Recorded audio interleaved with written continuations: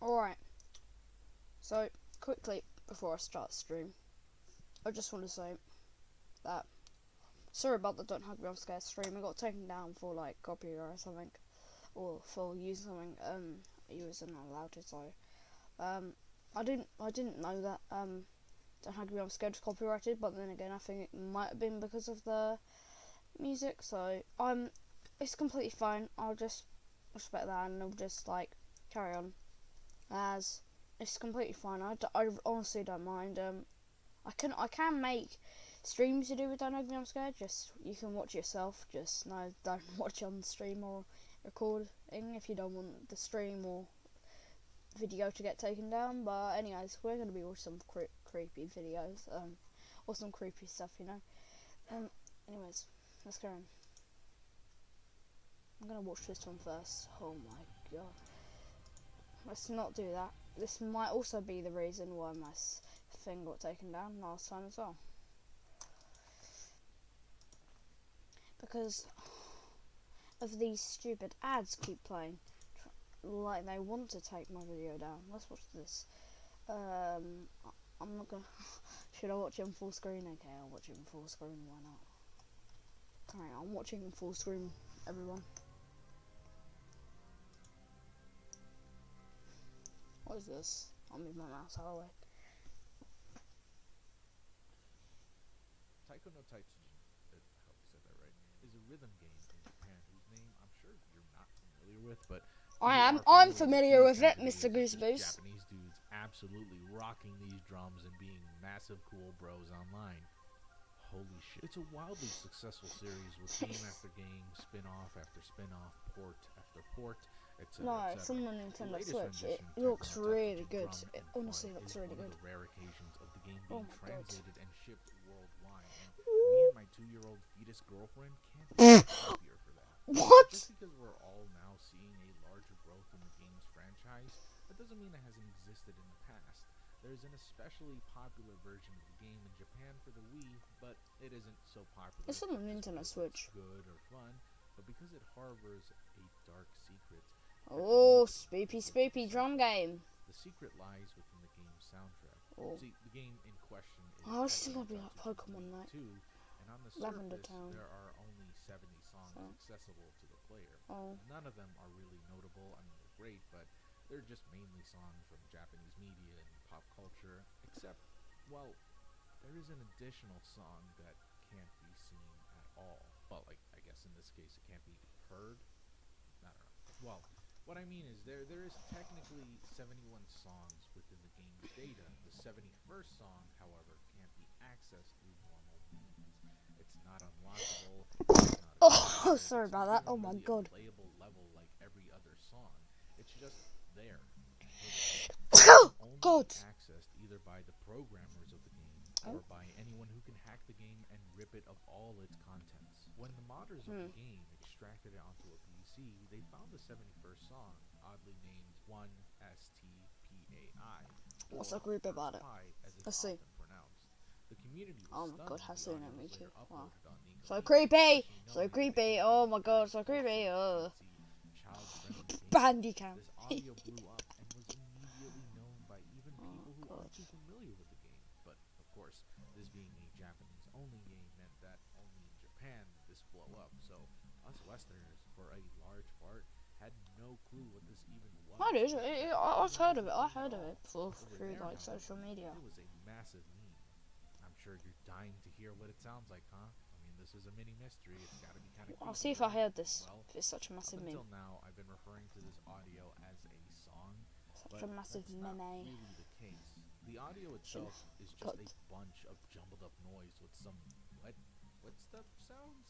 There's maybe even some Japanese people talking splashed in between, followed by a remix interpretation of Mozart's Requiem Dies Irae. Requiem.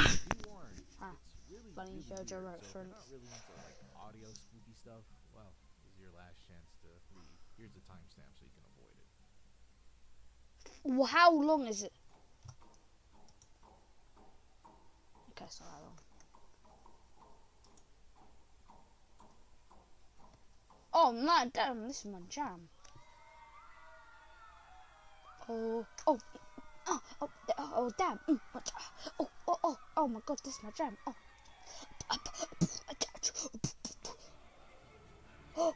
Oh my god, this is actually a jam.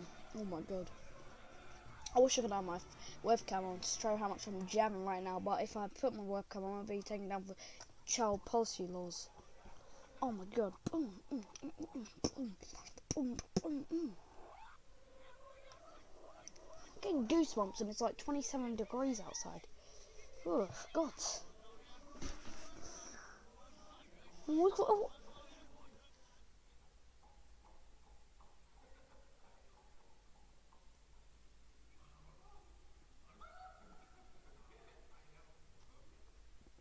How would you play that on The the audio drums? lasts for about 2.5 minutes, and what I've shown you is portions of the entire audio. It's not I'm the gonna whole thing, open because my it is window really long. Strangely whilst enough, listening however, to the this. audio itself has become somewhat of a meme online in Japan, often being accompanied by a strange smiling face of a man. I'm not sure if the person has any sort of significance to what the Wow. sound is at all, as it's just simply a sort of weird image used to accompany a weird track, most likely just spawned from the fun fact that if you bend a photo or poster or dollar sign in a certain way, it'll give you that person's funny little face. This strange audio hasn't really been solved by the Japanese as to why it exists in the first place. There's some speculation that it could be some teaser audio or filler audio from a trailer to promote Bandai Namco's next game, whatever that may have been. Some say I'm gonna be honest. That's not that creepy. Let's go on to another video by Mr. Goose Boost because he does pretty good ones. Let's see. It is literally 27 degrees outside.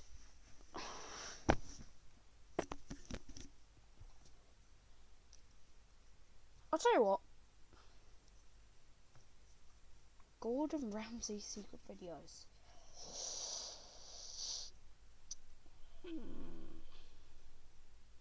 Jeff the Killer's true identity found. Isn't that is literally just an edit or something, you know? Oh god, let's see. I really want to watch a follow up to a video I watched not so long ago, but it won't make sense because I've already watched the first part. Let's watch his most recent video. Hard boiled toe. What a username. Hard boiled toe. The girl with the demon dog. What an oh my god. Hard boiled toe. Oh god. Wow. Let's watch it. Come on. Hard boiled toe. What you got to put on the table?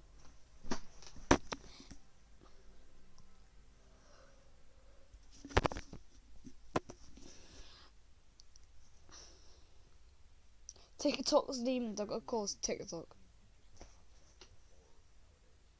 really not an active user as much as There other we go. people are, but the requests I've been getting through email and Reddit have been I pretty hope you much can hear that. 40% TikTok horror XX gagging the But breast, believe son. it or not, most of the ARGs are from TikTok, so sometimes it's Wow. kind of a mishmash between the two.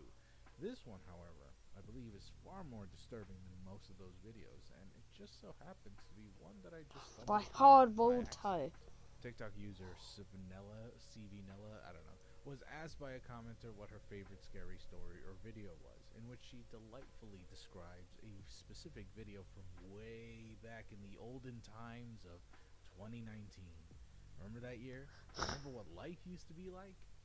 Yeah, I don't either. Anyway, she talks about this one account by the name of hardboiledtoad.v4, a seemingly abandoned account with just one video, which to her was possibly one of the creepiest videos she'd ever seen. Be warned, if you're not good with spooky looking faces, this might not be for you. Oh, here we go. Timestamp as always is right here, though do keep in mind, this video is about one creepy face, and there are multiple times when I'll be referring to it on several different occasions, so you won't be totally safe from it. I'll try to use it sparingly, but you've been warned. I've been getting a lot of questions about my dog Cracker. He's half Cocker Spaniel and Australian Shepherd. I rescued him. He's from Japan. Do you want a treat? Yeah? You want a treat? If you didn't catch that, by the way, I don't blame you. The first time it appears, it happened so quickly that I didn't even notice it until my third watch, and the second time, for some reason, made the face look much darker than before, so I could barely make it out. Here's the image brighten up for you. That way you don't have to change your settings. I got you. Huh? Basically, there's a horrifying demon face that appears within this girl's closet, and for some reason she I didn't claims it's see her it. dog or something. As you can Was see, it? that's I I mean, didn't that's see it. just not right. It's not just Oh scary my. because of the horrifying face that's right in her closet. Tell you what It's that just the reminds me of. sheer Let me get out the image strangeness right. of it all. Wait. Why refer to the face as a dog? Does the I don't know, dog have a body? And Wow. why just one video? It's It reminds accumulated me of over this. 6.4 million views as of the time of this recording. It Surely anyone reminds me who's of this. garnered this much fame would want to cash in on it, right? Well, if we pull back a bit, you can see Oh that we're my actually God. looking at the wrong Oh, account. that was See, funny in my head. claims that this is where she Oh, found the God. video, and it certainly is really old in terms of internet years, coming from the great age, stone age of 2019. But this isn't where it all began. In fact, I can't confidently say where it began, but I know this isn't it. TikTok. Pay attention to the name of the account. Hardboiled.v4. As in version 4? Well, that's a start perhaps. So what happens when you look for other hard-boiled toes? That doesn't sound right at all. Hard-boiled toes. Of a hard-boiled toes. Looking that up, we get multiple users, all named Version 60. V something. There's V4, V8, V10, V5, but none of them seem to lead to a source. The oldest, as stated before, is V4 from 2019. The rest of them were made seemingly in response to the original video that made this account much more popular.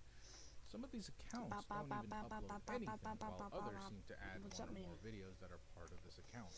However, the more interesting account out of all of them is the one called hardboiledtoe.v10.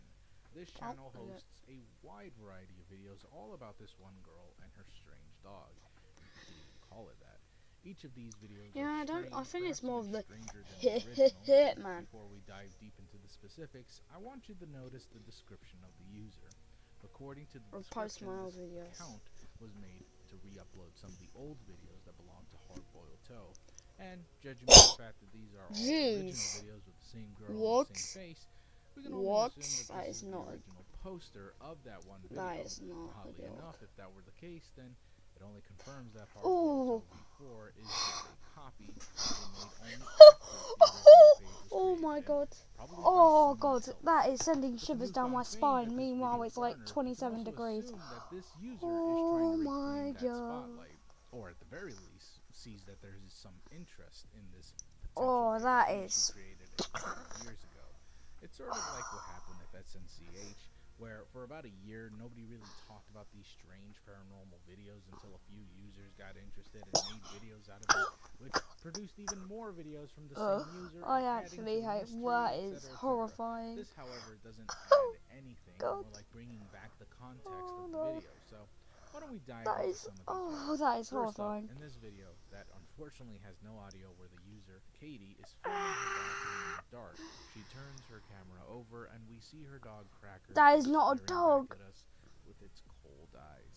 That is Not not much a we can dog. say here, but the change in environment shows that the face shown in the closet isn't exclusively to just the closet, and it can move around. The next video is one where she angrily demands people to stop, quote-unquote, sexualizing her dog. What? Here we can see the creature blinking its eyes at us, so any theories of it just being a prop of a scary Halloween head or That Halloween is decoration not might a be dog. invalid, though this can still be the case, as there are some Halloween That props that is blink not and glow a in the dog. dark, though it does move oddly, almost like the face is It being is tracked not or a dog. something. Oh Yet if this my is the result of face God. tracking, then why is the face so small? Why isn't it tracking Katie's face? Sure, it could hyper-focus on the person's face instead of her. Even with face tracking nowadays, Oh, that is not a dog. is it really that? It's also worth noting that the two places that this dog has been seen is in either the closet, That is or not a under the dog. bed, or That honestly is some anywhere next where it's level dark. Five Nights at Freddy's type Obviously, beat. this is done Oh on my. purpose. It's clear that this It is information 27 just something degrees. she I wants bet to if I even store for use, sat so that the outside, it'd be. illusion of I'd it feel being like it's a like monster 2 is still degrees. there. Yet the Oh my illusion, God. unfortunately, doesn't last very long. In this video, we see again Cracker hiding under the bed, but his face, Oh. well, Ah! it's a bit strange, almost flatter, tilted. Katie then puts her arm in front of the Cracker. That is no. God. She puts her arm in Go front of away. Cracker, showing that Smooth the face child. really is there Ah. instead of it being just some Photoshop. Yet That this is not confirms the Photoshop, illusion buddy, old more pal. than it does help. This immediately tells That me is that not a the dog space either. he's using hasn't been a Halloween prop all along, but most likely No, the that is face like seems some sort of spoofed, like a mask. tablet or something. I assume this because in other appearances of Cracker, the face has always been consistently facing towards the camera. Yet, Oh. this is the only time it seems distorted, squished. Oh, this is like I something can't out of think the word. salad thing. It's especially evident when we see Cracker in the closet. It's not that the first time you see Cracker in the closet, it's just his face, but it seems a lot brighter, leaning towards a whitish blue That is skin not a tone. dog. That is not But a then when dog. we see the face What? again, the No, face get is rid of it. much darker, blending Sell into that the dog. surrounding darkness, and Put it down. its skin is leaning more towards purple. This could have been It an depends. It error might be on a good dog, Katie's but part. oh Perhaps my the screen was jeez, too what bright the at first, hell? and after this cut, she dimmed it down to be a lot less scarier, or maybe a lot more scarier, or so that the tablet blends Happy in birthday, better with Oscar the closet. Grouch, by the Either way. that, Happy or the birthday, tablet my went driller, down my slime. automatically due to inactivity. I... It's probably why the face has always been conveniently placed in the dark, in shadowy corners of the room, or just straight up, just under the bed. I've seen one person within Put the it down. comment I would section of these literally put it videos down. mentioning how it's I'm actually not being funny. Halloween I'm land, not but even trying to I be rude. looked up I Halloween would put lands that and I down. didn't really Oh come my across god. anything that looked close to anything that looks like, well, this.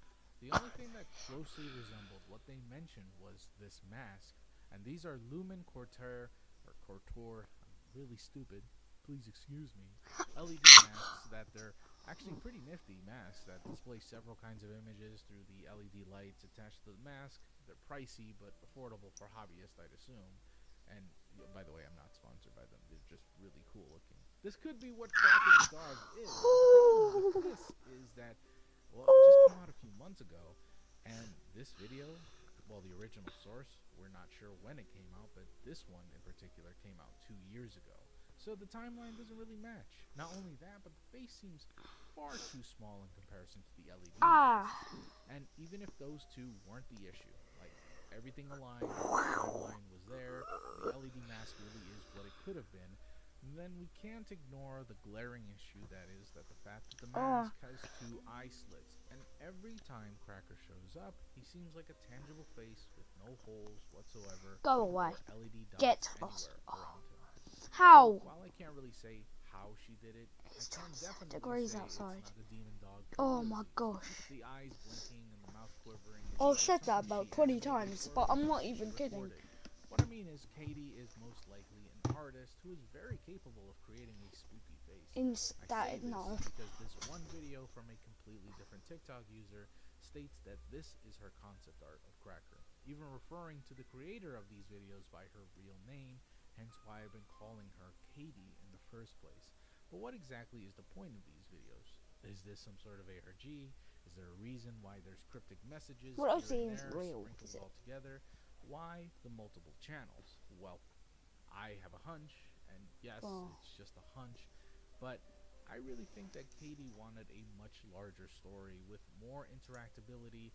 TikTok ARGs are very common, by the way, and it's obvious that she has a love for that sort of stuff, especially when examining this one profile called DogCracker.v2. It's got way more content and even reveals Katie's main account called Streetwife, but unfortunately it doesn't seem to be up anymore. In this profile, we can see that she has a particular love for SCP-92. I'm also sure that these new videos uploaded since last month aren't just re-uploads, but new content as well. Unfortunately, we haven't seen anything in the past month and a half. All this said, though, it's obvious the creator of these videos had some plans for this to continue, but ultimately it never got far, either because it never got the attention it deserved, or because life got in the way. Yet, with newfound interest in the videos and Katie's attempt to revive the project, I think, who's to say this really is the last we've heard of Katie and her dog Cracker? I would love to know more and see more, but at the end of the day, it's up to the creator. Judging by the fact that her main seems to be just taken down, the thing. Yeah, I wouldn't. My opinions on that is I would not. Let me just stick my arm outside and see how. If it is just 12 degrees outside. Let me check.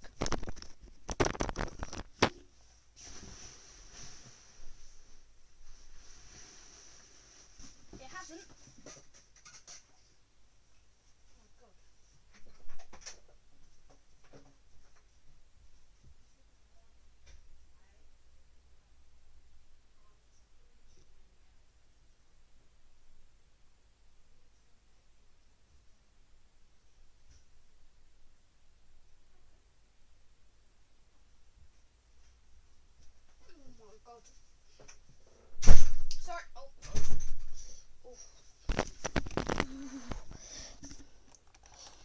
see. Let's find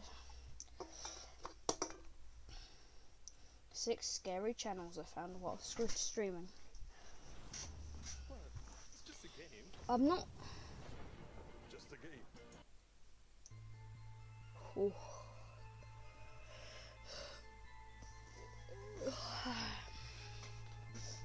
A weird 6 weird channels. It's not a.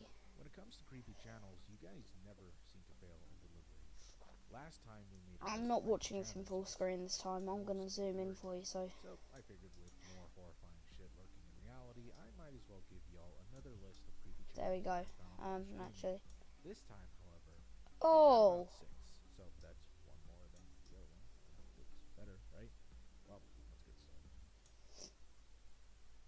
The first one is actually a trend I'm seeing recently in my inbox. Almost daily, I'm given suggestions of crazy videos or weird ARGs, and while I write most of them up as being way too boring to cover or too generic, I often find wild cards like this email, where instead of someone suggesting a creepy channel, it's in fact someone related to the creepy channel that contacted me. In what sense, I don't really know, but apparently this person believes that whoever made these videos is speaking gospel. The messenger goes by the name of Angel Rosas, and she believes truly that speaking Temple gospel. OS is the Course. third temple of God, unquote. Oh. Now, Temple OS is in itself a massive topic to cover. Too massive. We are definitely watching more Light High Look into Temple OS and the creator behind it. 2 videos I after suggest this. looking up Down the Rabbit Ooh. Hole and his Temple OS video. It's incredible, but sad nonetheless. To put it short, Temple OS was an operating system that, while intriguing, was full of biblical and religious overtones. The man behind the operating system was a paranoid schizophrenic by the name of Terry A. Davis, who sadly passed away nearly 2 years ago. Oh, so this is like. A ton of praise. The controversy I don't think this is like. I don't think because he's schizophrenic. I don't think this is like. I don't think I'd make a video on it, to be fair. Because what if he did believe this stuff was real? He probably did. Poor guy, honestly. Rest in peace to the man. But oh my. God. His horrible racist views on the world, or just the general crazy things that he speaks, far outweigh his accomplishments. Now, fast forward a bit, and Angel is now emailing me about Temple OS. And these few videos Might be in hell then if he's saying racist views, outrageous stuff. The videos provided to me. I doubt it. I don't know. Spread the gospel. He might be somewhere. How supposed Seattle attacks were going to be false flags for an even larger operation by North Korea to destroy the U.S. Now, as random as that seems, there was a point in time where Americans did believe North Korea was going to nuke America. I mean, I remember that time. I actually do remember that time. There was a huge turning point. I remember that. I do remember that. Yeah, I do remember that. That was a very, very strange time.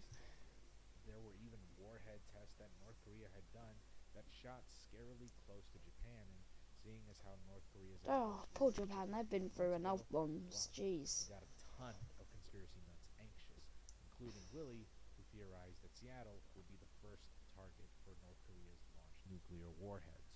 But as we all know, this never happened. So after the supposed dates on the attacks that were supposed to be on November 3rd, 2019 came and went, Willie stopped the conspiracy theories and then started talking about cancer and its deadliness, as well as, of course, nowadays, the coronavirus. Now, as weird as that is, this is. Many of you seem weirder. I already see an LGBTQ flag, so if this gets too controversial, I'm exiting. Bloody old pal. I'm not getting another stream taken down. Willie wasn't Jeez. always this way, and his older videos are proof of this. The channel's name is, of course, Cooking with Willie in German, but why is it that he only makes conspiracy videos? What's with the name? Well, that's just not the case. See, if you go back a couple of years, Willie was a completely different person. Kochen mit Willi.de. Ja, gar nichts mehr im Weg. Paul, hol doch schon mal die Kartoffeln aus dem Keller. Willi, das brauchen wir gar nicht. Ich habe doch noch von gestern 8 gekochte Kartoffeln übrig. Das ist auch ein gutes I need to translate, so I don't know what any of this means. I'm sure they spit in facts about the potatoes though. In his videos, you'll notice that this is a completely different Willie. And potatoes. And it's on camera, as opposed to his newer videos where he, with disembodied voice, talking nonsensically about his conspiracy theories. Tim Truth, there is a rare planetary constellation on November the 3rd, 2019. So the planets are in Seattle at 1:05 p.m. on November the 3rd, 2019. The planets People change in a very quick time. Jeez. Venus, Mars, and the star, the Sun, form a line. I don't know the odds, but I can imagine that this constellation is very rare. His newer videos spelled doom and gloom. His older ones were much preppier, amateur in nature, and a little silly, sure, but who isn't when they first start up their YouTube channel, honestly? Should I do a cooking stream? Personality in his Or own just way. show my hands? Should I do that? Well, hand reveal. Question mark, question mark. So that begs the question, Ugh. what exactly happened to Willie? Well, can't say for What sure. happened to Willie? If you Let's go to see. his website, it's still very much the same website as it was before he became a conspiracy nut. Oh. And it reflects his older videos too. An amateur, badly designed website with a zest of charm, a smiling chef, and his not too shabby looking food. Nothing here has changed. Not too The only shabby. thing that actually has changed is Get that room. he started What? to put up his So it's actually, that some look fine, some look. weren't there previously. It's very, very strange. But then again, I can't cook, so there might be like Still a Willie to people light consider. cult, the I don't know. gaze of a man who once wanted to be a YouTube chef. Here's hoping that Willie is happy being who he is instead of being trapped and doing something he doesn't really want to do. As for who Angel Rosas is, we probably won't ever know because really this email doesn't say much about her, nor does it say much about the website that she works for or the religion that she might be into. Oh. But then again, this really sounds like the kind of thought process that some crazy person has, so maybe Angel Rosas is somehow related to Willie, but again, I just can't be sure. All I have is this email, nothing more. Oh god, I can't do this. That is... Ah. Wow. Funny.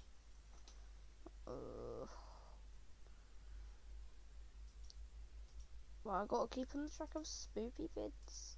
This is more than Pravdi spoopy and now. Yurgna, or Angry Neighbor if we spell the name backwards, is a channel consisting of thousands upon thousands of videos that are just, well, sounds from someone's neighborhood, presumably the uploaders.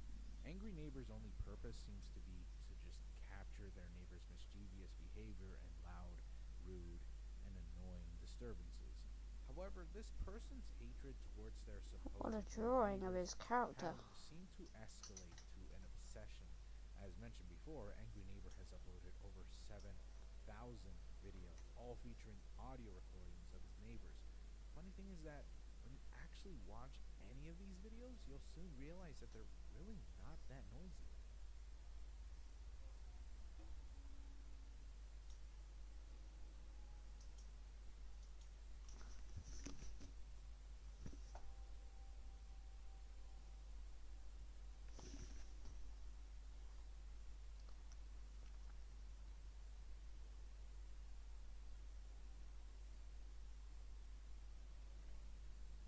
It just sort of sounds like a bunch of people outside their home talking on their phone.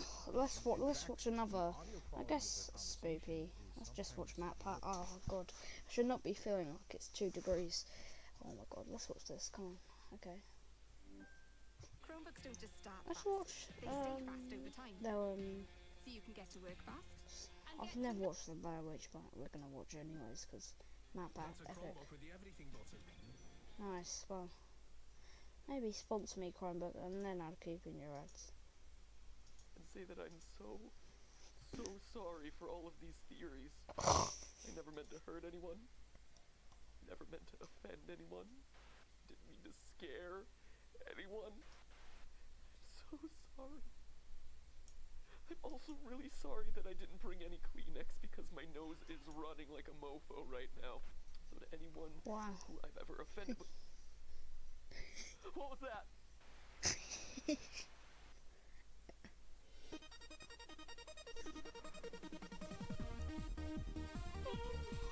What happened to this intro? Did you get rid of it?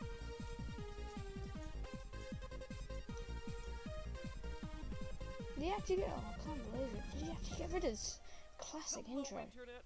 Welcome to Film Film Theory, the show that's like unsolved mysteries for the 21st century. Yeah. Speaking of things people haven't thought about since the late 90s, let's talk about the Blair Witch Project. Since the 2016 sequel to the movie is currently Spooky. either in theaters or has been forgotten by history as a bland horror cash-in by the time that you watch this video. But the original was something special because it was one of the first movies that took advantage of the internet as a viral marketing tool. Blair Witch came out in the age before you could use Snopes to reveal that all those memes Uncle Joe posts up on Facebook are made up. So when buzz started going around that this found footage movie was real found footage, a lot of people were fooled. Some of the family members of the actors even got sympathy cards in the mail. And you can't really blame them for being fooled either. The makers of the movie made a fake documentary about the disappearance of the actors and set up websites with information about the names and places they made up for the movie. But I'm here today to clear things up once and for all. To tell you that not only is the Blair Witch Project a work of fiction, but that the course Blair it is. Witch herself is a fiction within that fiction.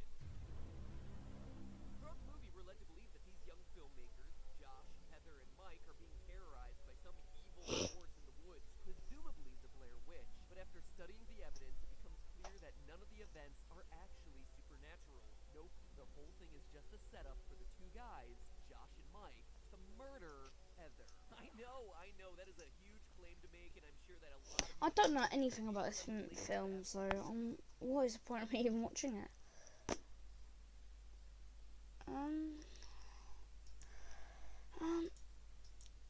Let's watch some more spoopy vids.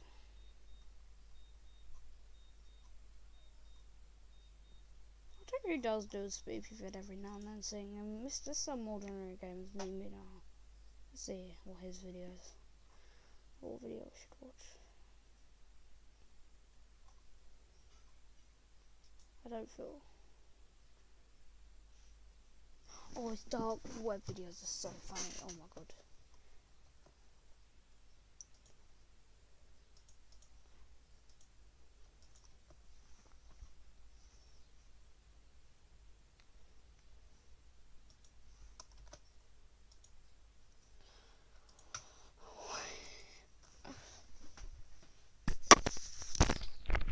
Includes a paid promotion. One sec, I'll be out.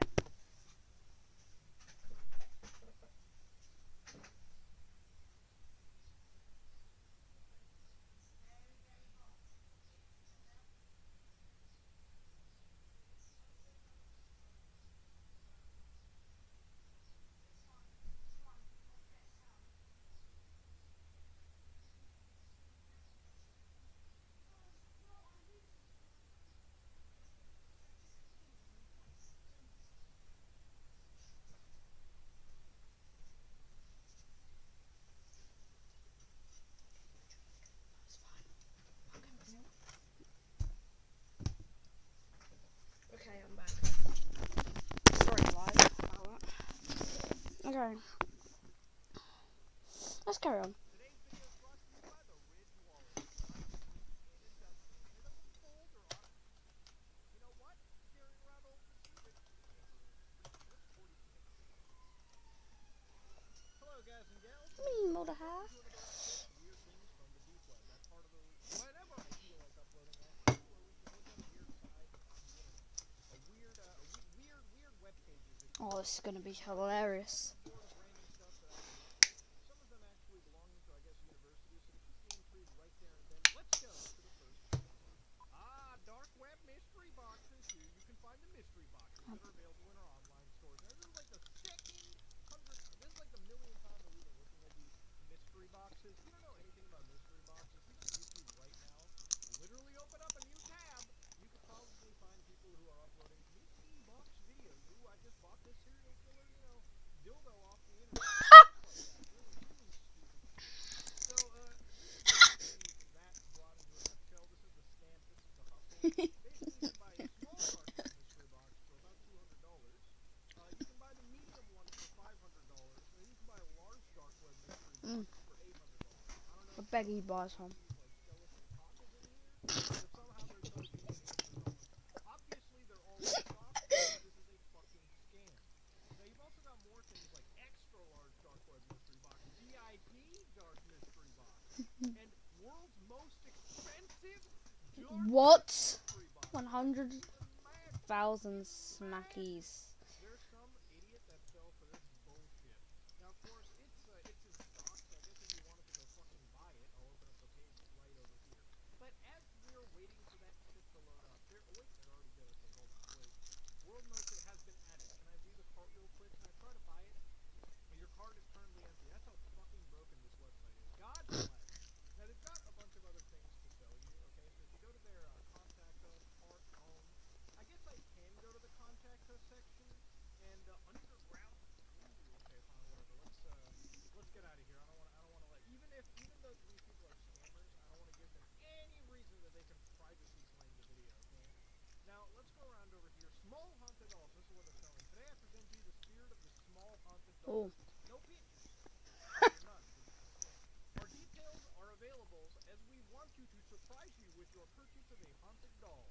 You can tell Google Translate is the cream of the crop, highest paid MVP employee for this. This small haunted doll is perfect for those of you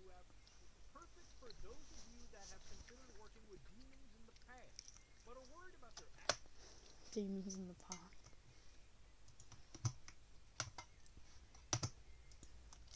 presence in your life. Misconceptions. I just watch that. I can't bother anymore. About demons abound. I blame popular culture. With all the horror movies about demons harming or possessing people, this haunted doll is completely safe. It's not gonna harm any of you loved ones. Yeah. This is not real. Imply that haunted dolls are even a fucking real thing. And I know some of y'all are gonna come along with, but Booyah, you keep angry doll. There's a wobble doll. Listen, I will. Actually, I don't know if I can complete the entire sentence. I will touch the Robert doll. Okay, I will bet my life on it. I don't think I'm gonna get any issues. I know some Of course you would. listen, I don't want to call it out, but if somebody that doesn't believe in this haunted doll shit to begin with, yeah, granted, I'll challenge those spiritual issues. Okay, whatever. Point different. This haunted doll is completely safe. Demons are skilled in helping you embrace your shadow self. Our shadow selves are our true identities that we keep hidden away. Oh, Super Saiyan forms. Little I am down. Okay. We do this for many reasons, like shame or modern. I'll stand all the things we keep hidden inside us. Friends on the adult video website. I don't think people care that much about taboos. Bringing forth your shadow self is true black magic spiritual work. If you have a dark personality you keep hidden from the rest of the world, this haunted doll will help you with bringing it out. She's very skilled in what she does. She's ready to help you. Are you ready? Alright, the doll is great for the beginner and experienced alike. Ooh, that's a line you could that's a line you could use for a different kind of doll, if you know what I mean. Haunted doll will be available for your consultation at any time. Okay. Haunted doll is very good for those who have small social circles. Yeah, I mean, if you're talking to a haunted doll as your only that's some sad pickings. Don't ignore your desire to have a social companion. Your life will suffer for it. Haunted doll is great company, and I will be sad to see this doll leave. We've had hundreds of communication sessions. I know this doll will do the same for you. Imagine yourself communicating with a real black magic demon. Now, this is not what I expected from a haunted doll. I thought that they were going to scare me into it, but they're really touting this thing like it's a safe, cheap, $99 solution to fucking therapy, right? The haunted doll is manifested in many different kinds of paranormal activity. The haunted doll is an ancient spirit, so this doll will sometimes speak in a language you don't understand. It is a mixture of Sanskrit and Babylonian, okay? Now, why would you hire a friend that barely speaks to you? Like, it's kind of like, if you can only speak to this thing via, like, something like a spirit box, is it really worth buying a friend that can only speak to you in, like, those spirit boxes? It doesn't make any sense. Stop it. So, are you ready? Oh, yeah, I was born ready. If you would like this vessel bound to you before arrival, please enter your name and birth date in an email. Demon Doll Prime. Dark Web Prime. Okay, the haunted doll is not supposed to cause any harm to you. During the binding, you may feel nauseous, have a mild headache, and experience mild dizziness. This will subside and will go away. Alright, so for now, Turning to Juice WRLD. this creepy fuck infesting your life. Today I present with you the spirit of the small haunted doll. Okay, again, they just literally repeated what they have. Okay, so you literally have assist you, okay? Does that make you shit yourself? It should. It should, I guess, in theory. Now, of course, that's just this doll. Of course, obviously, they're in stock. I don't doubt that these scams are still in stock, but then they've got more things like Dibbit boxes, okay? Here you will find the Dibbit boxes available in our store, showing the single result, okay? So obviously, if you don't know what a Dibbit box is, a Dibbit box is effectively just a box that has, that, that has a spirit in it, okay? So if you, like, open the box, the spirit basically infests your house, alright? All items and boxes from the Buy Dark Web mystery box are real and not that fake eBay shit. Alright, all of our boxes are built by Satanist, voodoo, shaman, witch, or other Oh. black etc. Alright, dude. Please be aware of that and order at your great own risk. Ooh, for $100 you can have a Mr. It's like unlocking the loot boxes and demons, right?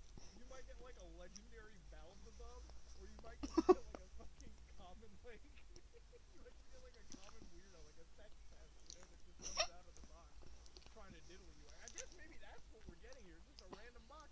Whatever. Who fucking they care? Now of course they're giving you some Wikipedia crash articles over here, but they do give you a 2 to 3 week delivery time, which isn't bad.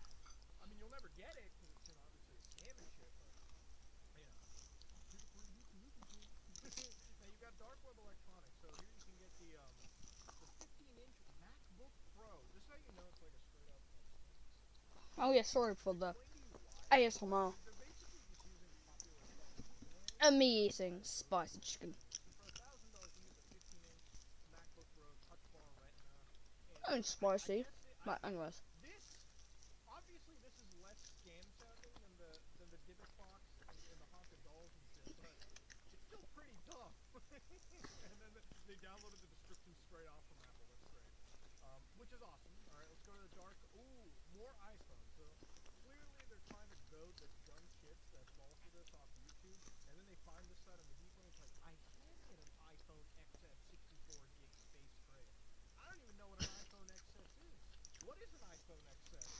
All right, that's the first time I'm actually hearing of that model. I thought they usually numbered these. The only iPhone X I remember was that like weird one with the notch. You know, the first time they switched to that OLED display, right? But apparently, yeah, you can buy iPhones for $519. You're never gonna get them. All right, but apparently it is. And I love how there's no price difference between what is the XS and then the XS Max. Like, I thought those were like different. I don't know. I don't know. Whatever. This is all BS, anyways. Okay. This is all nonsense. If you fall for this and have your money taken away, you are in fact a giant walking idiot. Now I don't want to sit on this scam too long, but I found it interesting that they had haunted dolls. So let's go to the next page. Drug routes. Whoa. Well, dude. What? Now, this is an interesting one, okay? This actually belongs to a university professor. This is a research that's going on right now. And I really hope that their research doesn't get, like, bullshit data tossed into it. So if you're understanding what's going on, right? Apparently, drug routes allows me to post 2 types of information I bought or I sold, right? Now, if you go to the I bought or I sold section of this page, they give you a form to the left, right? So if you go to the I bought section, for instance, right, you can say that I bought in fluid ounces, grams, millimeter ounces, pills, tabs, units, vials, versus the I sold, where they're literally, oh, they're not just straight up including needles. Anyways, so you can say that I bought like 30, what is it, 30 grams, all right, which is a lot of any kind of drug here. So they got like a bunch of drugs like 2C. I've never heard of what 2C is. Neither I've have heard I. of codeine, I've heard of coke, I've heard of cannabis, crack, cocaine. Joe Rogan's heard of that shit. Yeah, for sure. You can get tobacco, synthetic cannabinoids, which if you don't know what synthetic cannabinoids is, this is like what they call spice. Educate me. All Oh. right, which is where they like they like it's like they buy like oregano from the store and then they like spray it with this like crazy mixture or whatever, and this mixture will like apparently get you like really high, but it can also be incredibly more deadlier than like the actual original organic cannabis style shit. Jeez. But then you also have other things like sexual dysfunction drugs. So basically What? the blue pill, the Viagra pill. So if your dick don't work, then there's the pill for you, I guess. And then it's got literal ketamine, which is the horse tranquilizer, skanky, all that kind of stuff. If you go to like coke, and then with advertised strength, so this is where he's serious. So let's go like full pure Colombian coke, right? Concentration is applicable. Then you can put your date in, and you can say that I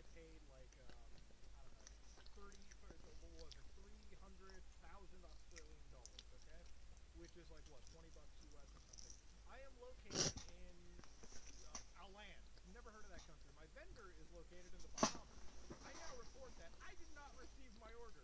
So long story short, this entire form that you're getting over here, they have basically mapped out where people are getting fisted or people are receiving drugs through shipping networks, right? So apparently, from what it's believed, Canada has a hard time getting drugs into the country, whereas in the United States, they don't care, dude. Crack runs free.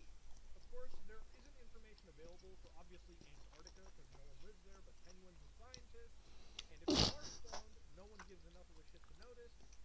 South Americans aren't reporting it for whatever reason. Africa doesn't have reporting. All of Asia and Russia doesn't have any reporting, which is a little sus to me. Japan isn't reporting. Australia is really living good in that crack life, apparently. And then Europe's a giant hodgepodge of maybe we're getting it, maybe we're not. Maybe we're just living free. So it's a brand new startup that they got going. Now they have this, they have a fact, so we'll read it real quick. Welcome to drugroutes.com. We guarantee the anonymity of all the users and information on the website. The objective of the project is to map the successful and unsuccessful deals with drugs based on the origin and destination of the deals involving the types of drugs. The website shows the average rate of success of deals. We would love you to participate by submitting your own experiences. We do not need to share the view the rates of success. Please tell your friends. Now, from what happens is the questionnaire that we go to, what I just showed you, they basically take the aggregate of the information and they present you with like an average of the facts to anybody coming across. So the project title is How Online Technology is Transforming Transnational Organized Crime, which is an interesting thing to realize, right? Because you have to understand with the deep web and cryptocurrencies, as beautiful as it is to have decentralized internet, it's obviously very alluring to DTOs and like potentially like criminal criminals out there that profit off of the mass scale and distribution of illegal drugs. So obviously, to have a system like the deep web where they can literally use the U.S. postal system or anything. Hey, it's a chill double shot espresso from Starbucks. That's a double shot of Oh espresso my god. for less than 3, but more than 1. Think of this. Got hit me up, to perk you up, to keep you up. Pint me too. Chill double shot espresso from Starbucks.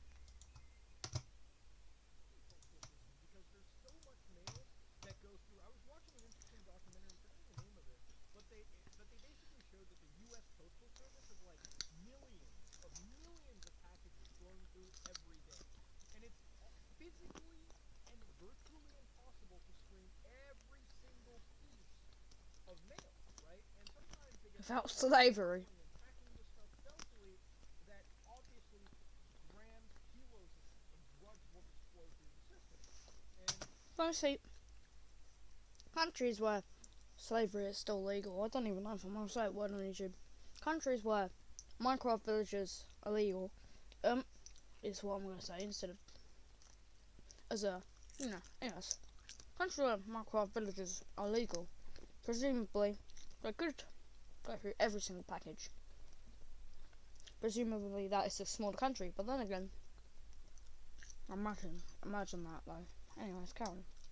basically by using that system of cryptocurrency, you no longer have to like rely on the old methods of smuggling where they're so carefully vetted by law enforcement. Now you can just very stealthily like transport them all over the world and get your money back in a very like untraceable fashion. Well, relatively anonymous, not untraceable, but anonymous. Now you can see the researcher here is David at the University de Montreal, alright, and I assume that the Montreal University, literally in my country, is a Canadian project. To participate in this research project, you must have bought or sold drugs on the darknet over the last 12 months, be 18 years or older. Your participation is completely voluntary. You can withdraw from the study at any time by simply closing your browser. Okay, whatever. Okay. I'm being weirded out if I get any weird messages associated now. It's one of those scam messages. Gross. Past research. So you can see that they've done past research for eBay for drugs, basically on this eBay. exact topic anyways. While it is People buy, definitely an oh my interesting god, people topic, buy. you have to remember what Imagine saying you buy cocaine off eBay from a local seller.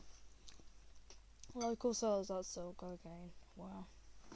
to like censor some of this information because it's just straight up giving away like their cell phone numbers out there like this.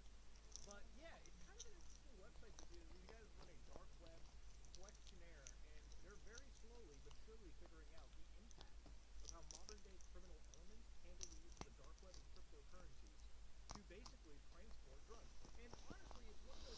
And cryptocurrency is getting big.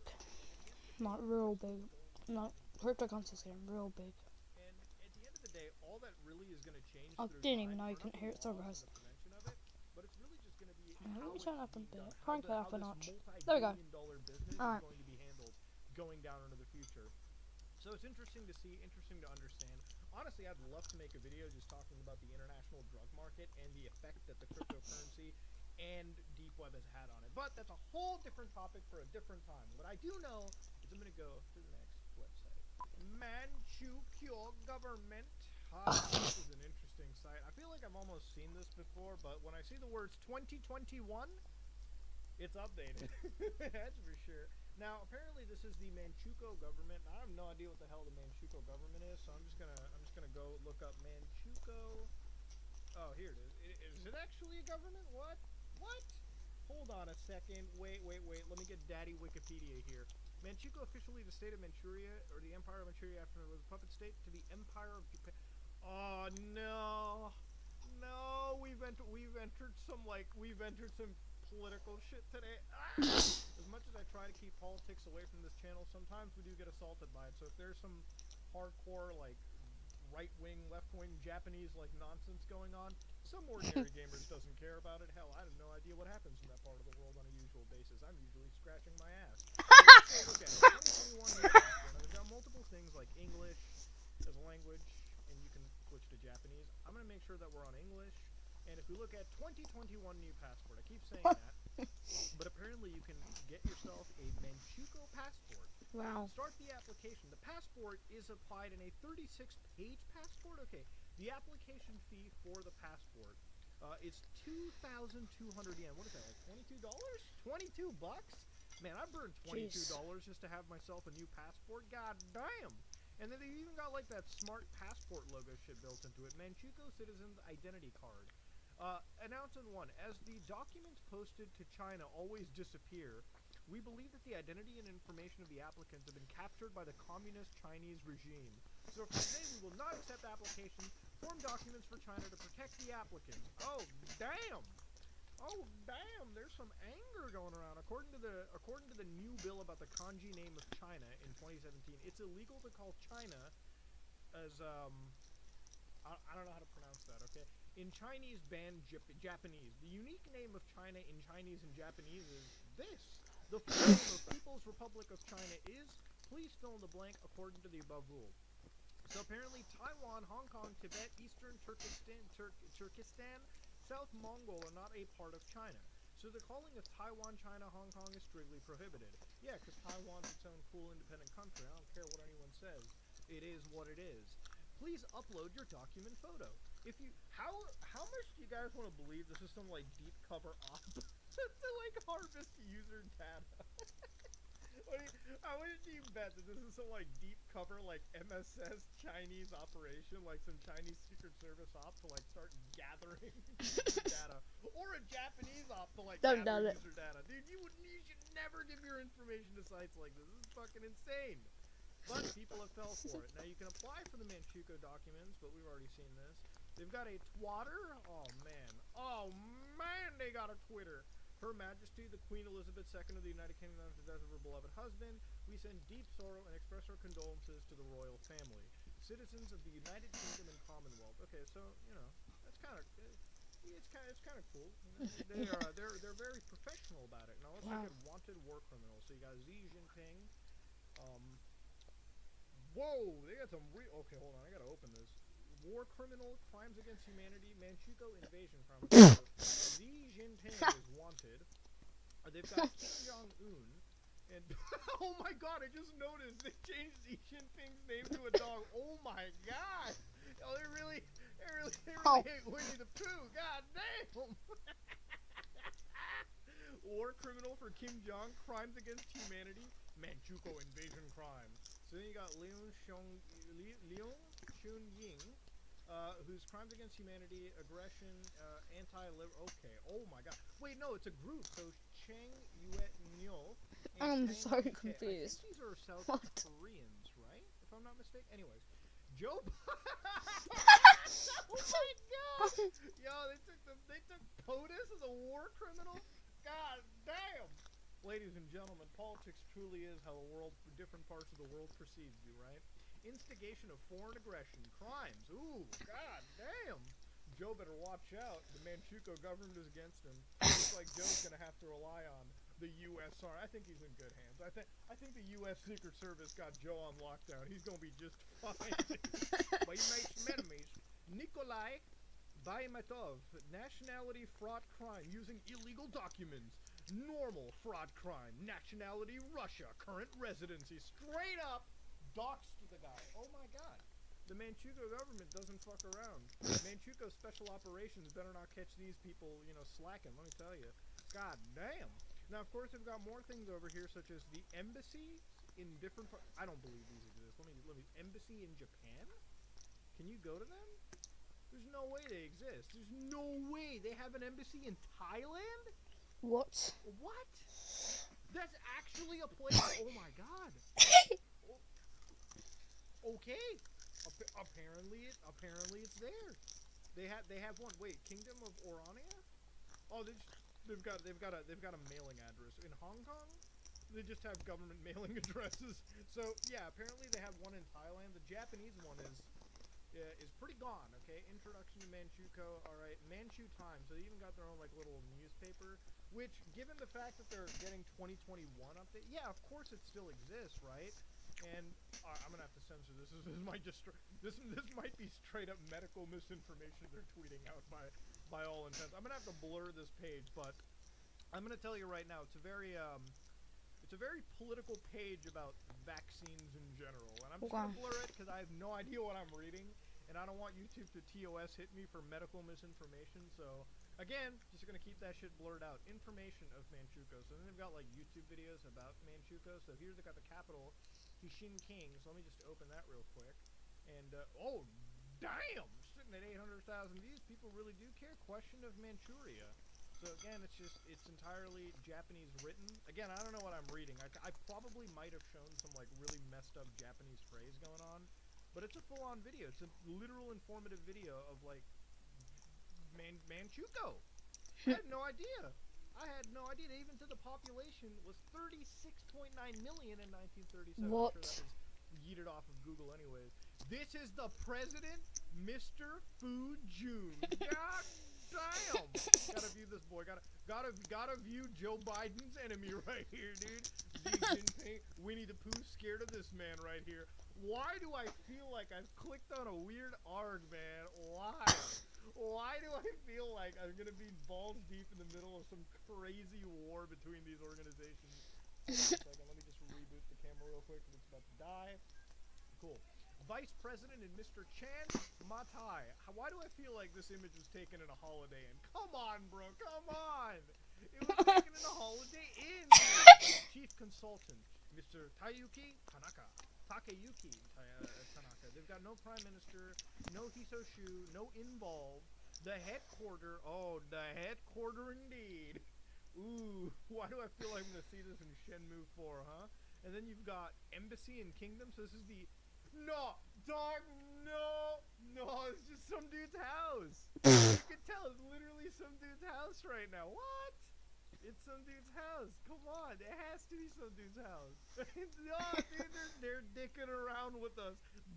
I'm being trolled. I'm being absolutely trolled. They had to censor whoever was in the embassy in Japan for some reason. Maybe it's like, I don't know, maybe this is like a terror group in Japan or something. I don't know. BFK again.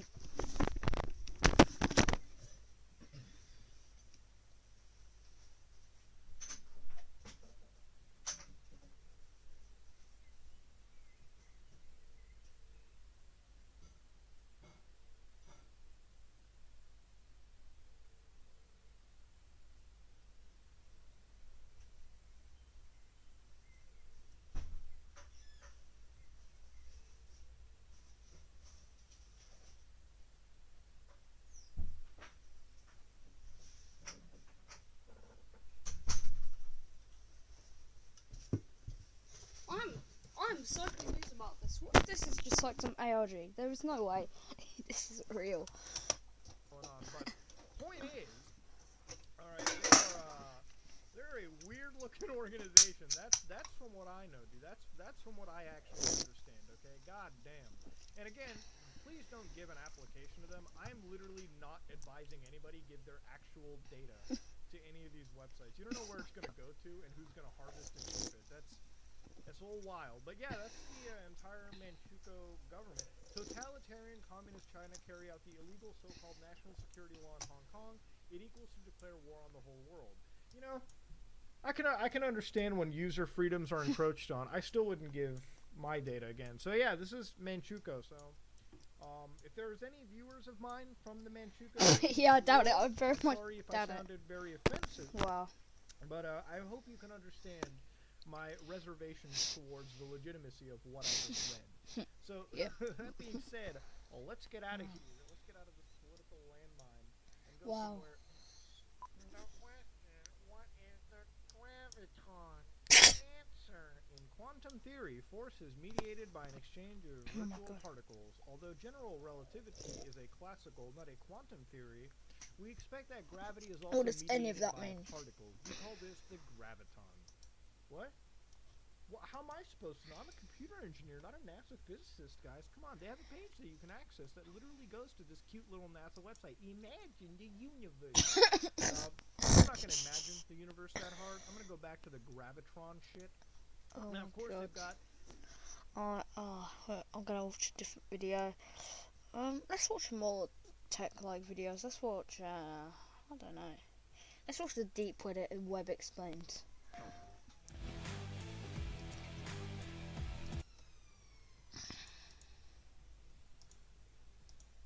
Today's video is brought to you by Manscaped.com. A few people in the business willing to...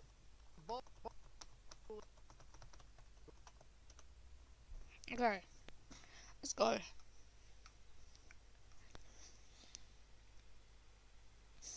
What is Hello this? guys and gals, me Mudahar, and today we have an iceberg video. Now what's an iceberg video? Well, recently they've been popping up, ladies and gentlemen. An They iceberg have, video is they have, basically they have. where we look at one of these images all about an iceberg, and we 2 talk likes for about the Bright top, Eyed Boy where Iceberg. sort of the normie sector where everyone sort of understands what's going on. Imagine Everyone Bright can Eyed see it, all Boy the way down to the Icebergs. very, Please, very someone make bottom, that. where absolute Please, someone make the degeneration Bright Eyed Boy occurs. Iceberg. Now, before we continue into this, we really have to explain why this is important. Now, for an iceberg video, deep web is probably the best topic you're going to be looking at. And today's iceberg is a bit satirical, but there are elements of it that I would say are worth expanding upon.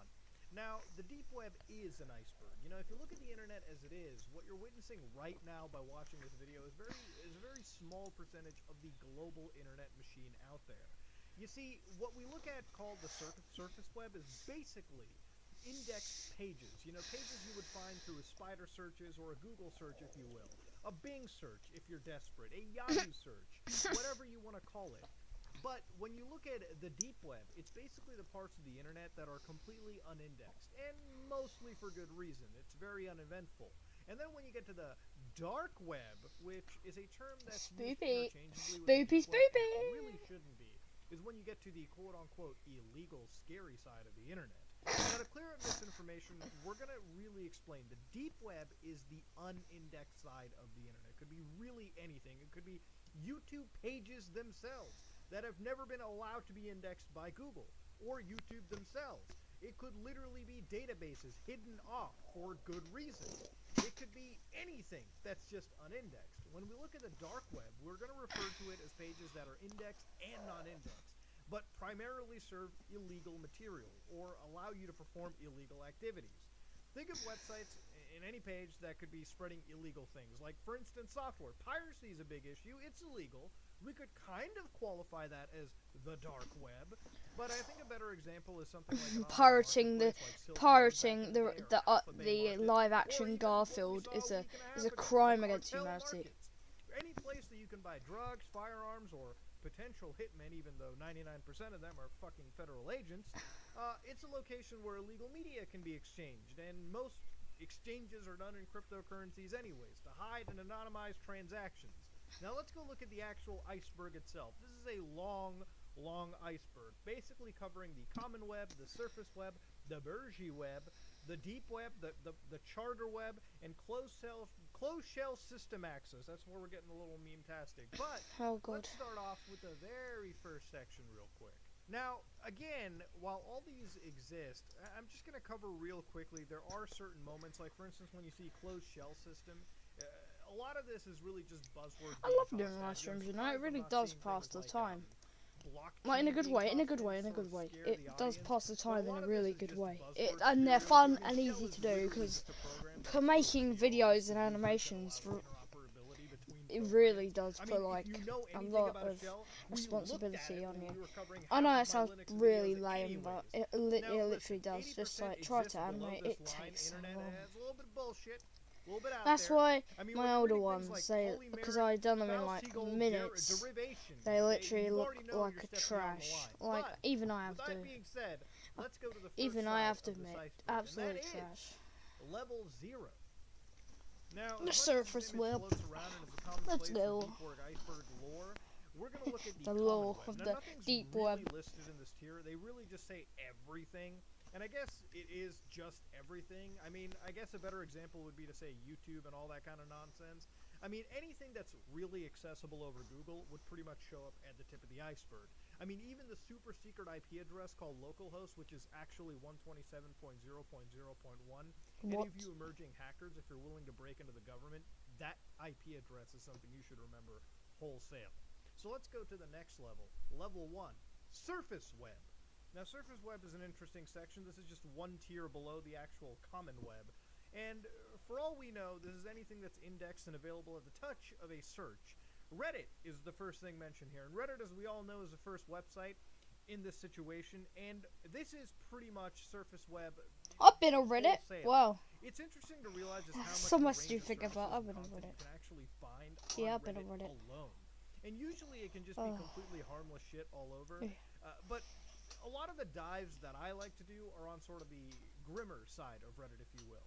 And from time to time, you can't deny I've only been on like the easiest points on this list. I've not been on anything actually about Reddit. I've only been on YouTube or Reddit, so I don't know.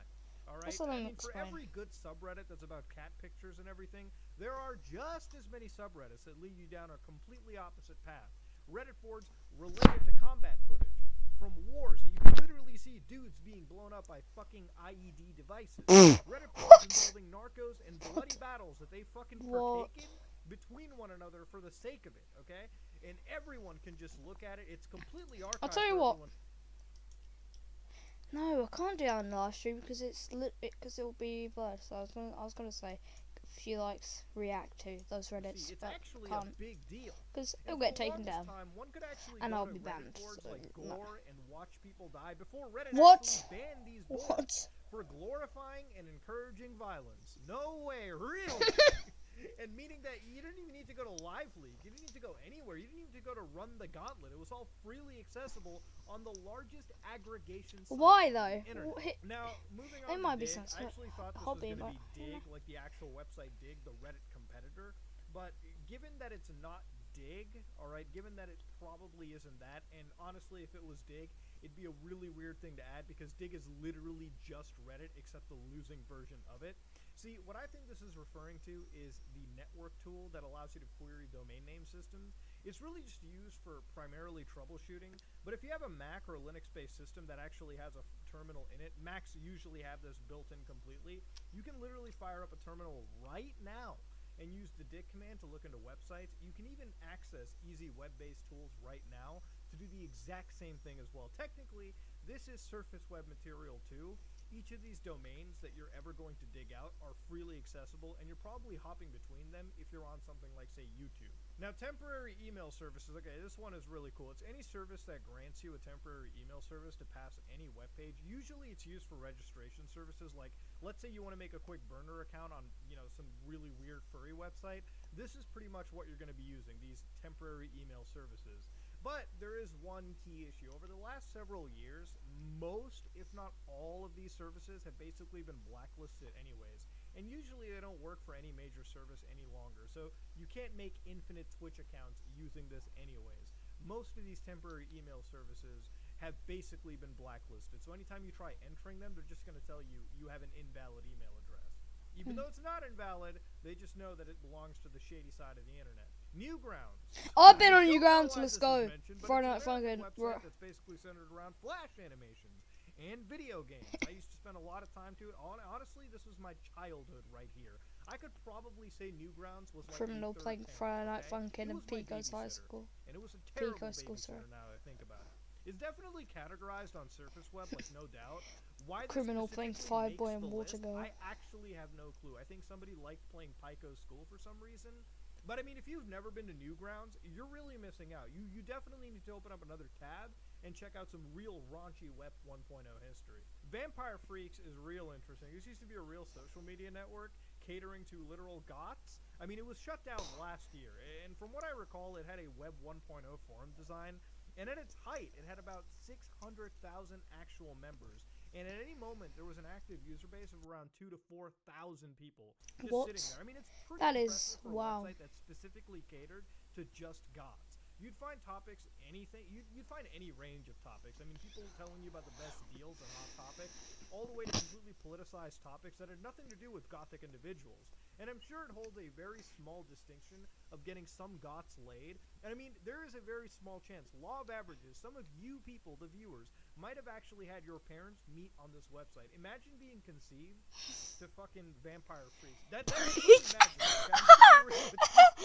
It's a shame that it shut down, since it's really a piece of history that, you know, not many people seem to really know about. I mean, you'd really have to be around there at the time to know about it. I don't even know much about it. But then again, I'm not goth to begin with. For what it's worth, it's actually still online, and if you're interested in, like, Vampire Freaks merch, you can go check it out. But I mean, as far as the social network is, that shit's gone. Foreign social networks is like a really odd one to put in. This is like one of those things where they used to, again, pad out the entire length. I guess the best example for this is, say, since we're in North America, my primary audience, for us, services like Facebook are sort of like the ultimate god of social media. But then, like, I guess a rough equivalent is, like, let's say you live in China. Well, I guess for you, Facebook isn't even a reality. That shit's straight up banned. For you, it's all 10 cents QQ. So I guess that's what we're looking at with foreign social networks. Again, it is technically Surface Web, but it's just a weird mention to have. Right? I don't really get it. Every country really, every region has their own social networks out there. It's a weird point, so let's just move past it. Human intel tasks seem to refer to any human task, or honestly, I have no idea why they mentioned it. I think they just wanted to pad out more bullshit, but I guess if I was to equate it to something deep web related, it would have to be something like the strategic intelligence networks that we actually witnessed on the deep web from time to time on our browsings.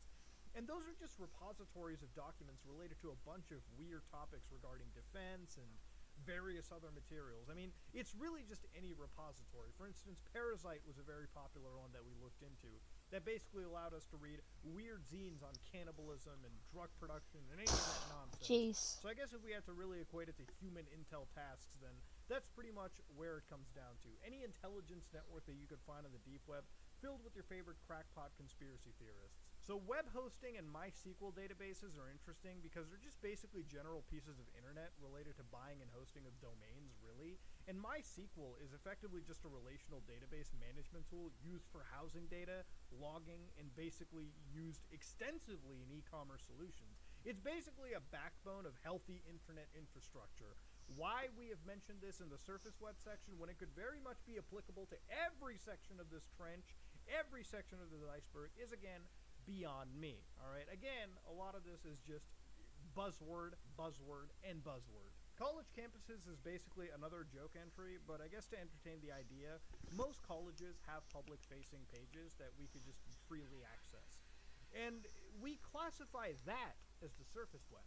But as soon as you log into your, college or university, there's a level of under-the-hood pages that you're accessing specifically for you. And at that point, it's safe to say that that is the deep web. It's completely excluded from search result engines, and it's usually only accessible on their local hosted servers, requiring certain levels of authentication.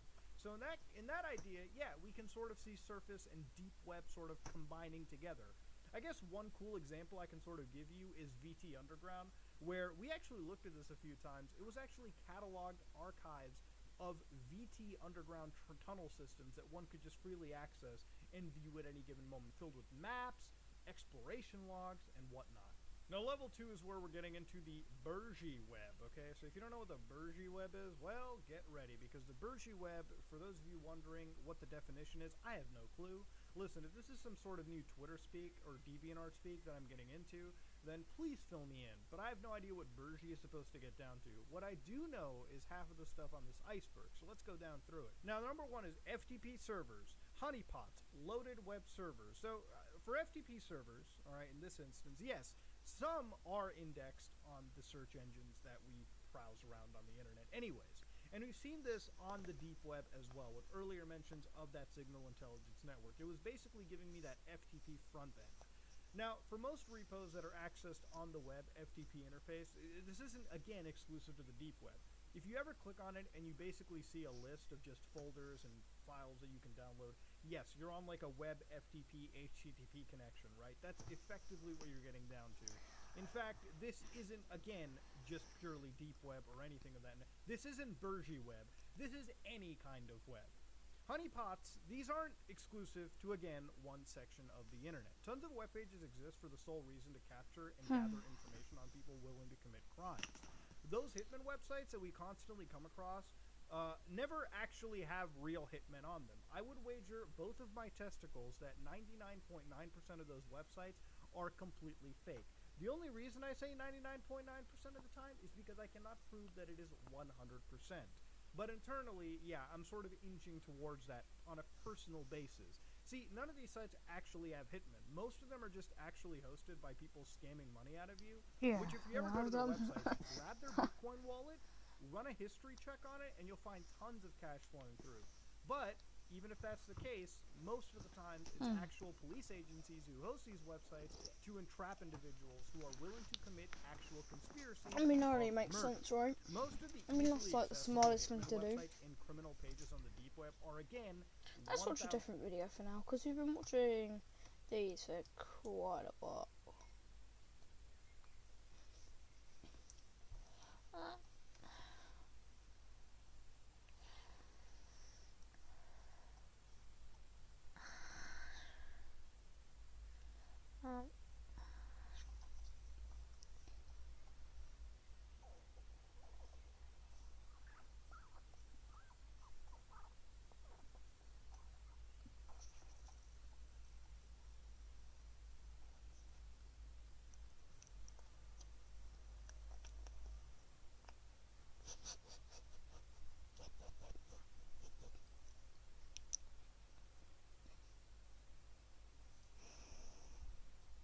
I want to watch this old video by Inside of Mine that I watched ages ago.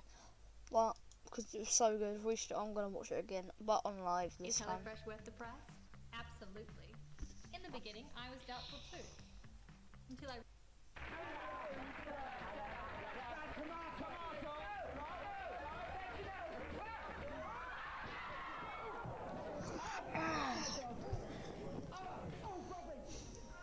When you're live, anything could go wrong. I know, right? I'm live right now. Cap, a little cork here. Oh One no! false move in your entire performance could be replayed to millions of viewers for all the wrong reasons. Silly boy. Silly. The thought of something going horribly wrong didn't scare away these two creators, though. Steve Pemberton and Reece Shearsmith, writers and actors of a current television series called Inside Number 9. These two creators thrive on experimenting with the I remember watching this video whilst I was in Disney World. Anyways, that is completely besides the limitations point. they create, every episode with a different story, and usually presented in a different way. So it's not surprising that they didn't turn down the challenge when the BBC suggested they make a live episode during the month of Halloween. However, creating a live episode was never going to be that simple for Reece and Steve.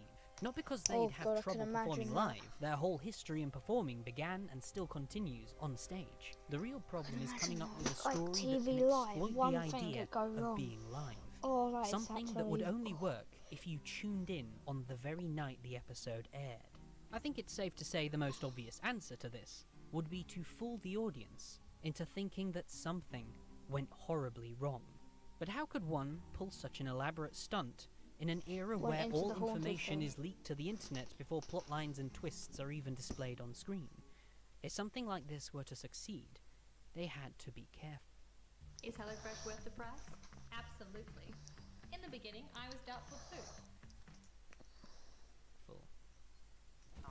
Yeah. How nervous are you about this? It's the first time you've done anything like this. It is, yeah. I mean, we always like to push ourselves with the stories that we tell with Number 9, so we thought this would be a particularly scary thing to attempt. It was a bet. Essentially, the BBC said to us, yeah, we why didn't don't want you to do a live episode? If someone puts that challenge to you, you think we've got to go for it. They announced to the world a live episode of Inside Number 9 to be aired on October 28th, 2018. It would be their Halloween special. They added a synopsis to give out clues as to what the episode was about. When Arthur Flitwick finds an old mobile phone in his local graveyard, he makes the mistake of trying to contact the owner, but some mysteries are best left unsolved. This was spread across several media articles and platforms, all building up to the big moment. But this wasn't the only time Inside Number 9 appeared in the press about its live episode. Are you believers in ghosts? Are you very much kind of open to believing that there is something out there? No. A UK media outlet called The Sun posted an article... Right, now I know what's happening after this, so essentially you have to be British to understand what this is. Carrying on, but I can't remember, I last watched so many years ago, so you might explain what it is. But essentially it's a haunted studio of a show that still carries on to this day, and one of the longest British TV shows. It was filmed there. But he might explain. I'm gonna carry on. Discussing a rumour about Stephen Rees abandoning Granada Studios due to having paranormal experiences. According to the article, Granada Studios is where Stephen Rees had planned to film the live episode, but apparently both have been experiencing strange activity on set. It's interesting that this rumour came out because it wasn't the only time people have experienced paranormal activity at this particular studio.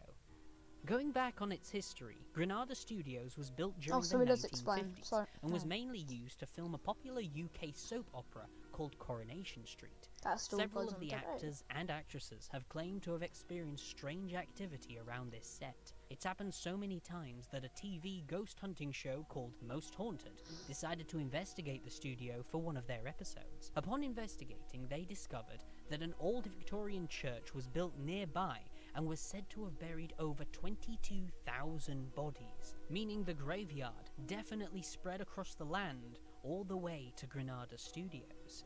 So beneath this set are most likely thousands of bodies, long and forgotten.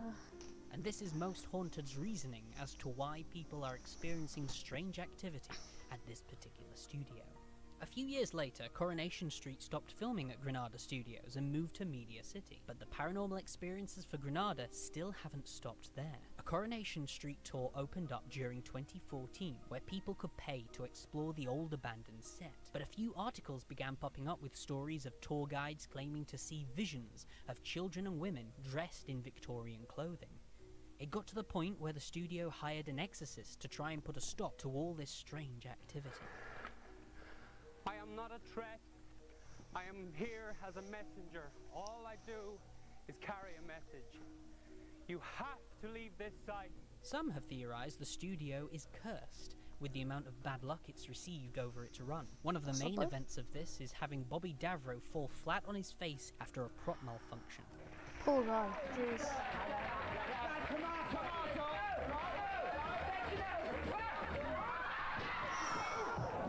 Oh, God! Oh my God! I feel the pain.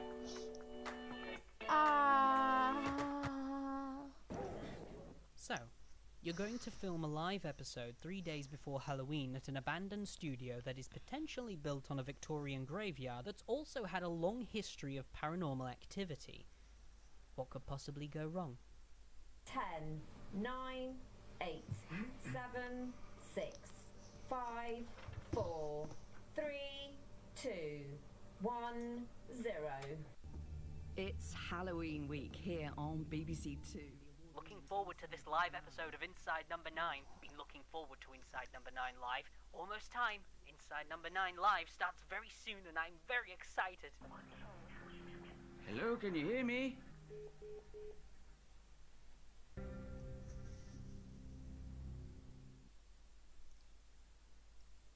Anybody else lose the sound on Inside Number 9?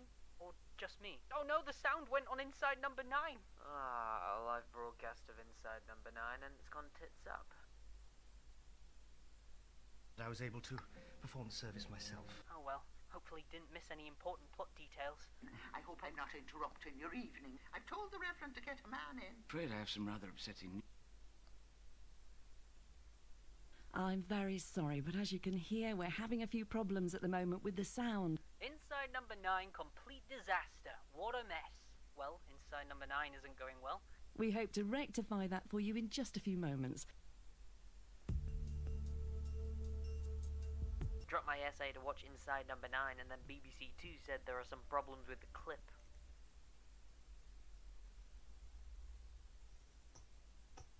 It's all going horribly wrong. The announcer comes on one final time to officially cancel the live episode and says that it'll be aired at a later date. In the meantime, BBC 2 will be rerunning one of their older episodes, A Quiet Night In. Sit back and enjoy. I think I remember how this goes. 20% of their audience reportedly tuned out after this announcement. People on Twitter are devastated, either criticising BBC or feeling apologetic to Reese and Steve. All their hard work squandered by technical issues. It didn't occur that they might be missing something.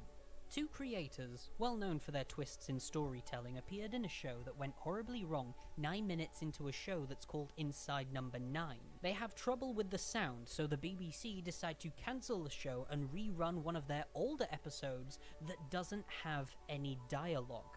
Too many coincidences. We're still watching the live episode. Well, as you can see, we are continuing to have difficulties with Inside Number 9 tonight. Bloody knew it. Holy f***, Inside Number 9 is f***ing brilliant. Holy f***. Get any information about what's going on, I will of course let you know. Hello? Is someone there? Let's put BBC 2 on now. No, this is BBC 2. Are me and Steve Pemberton on BBC 2 right now? Yes! As the episode progresses, the spirits of Granada Studios take over the episode and begin to tell their own story.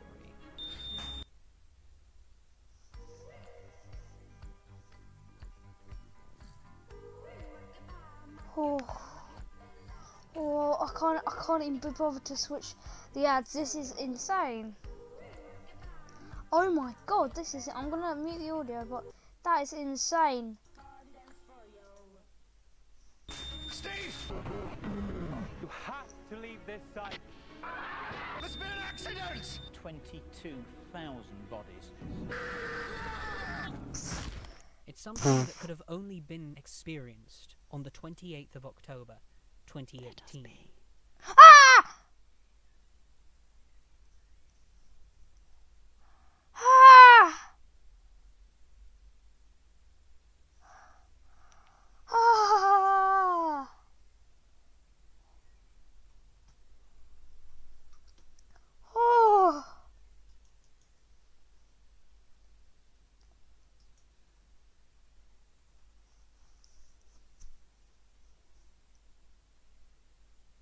Let's watch this video.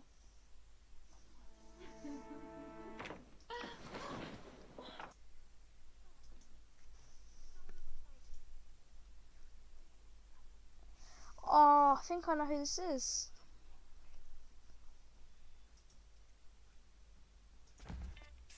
Scott's home early. This is Nathan Barnett. Yep, knew Probably it. one It's of a the guy most famous named Dad on YouTube. You might have seen him from Film Theory and stuff, but anyways.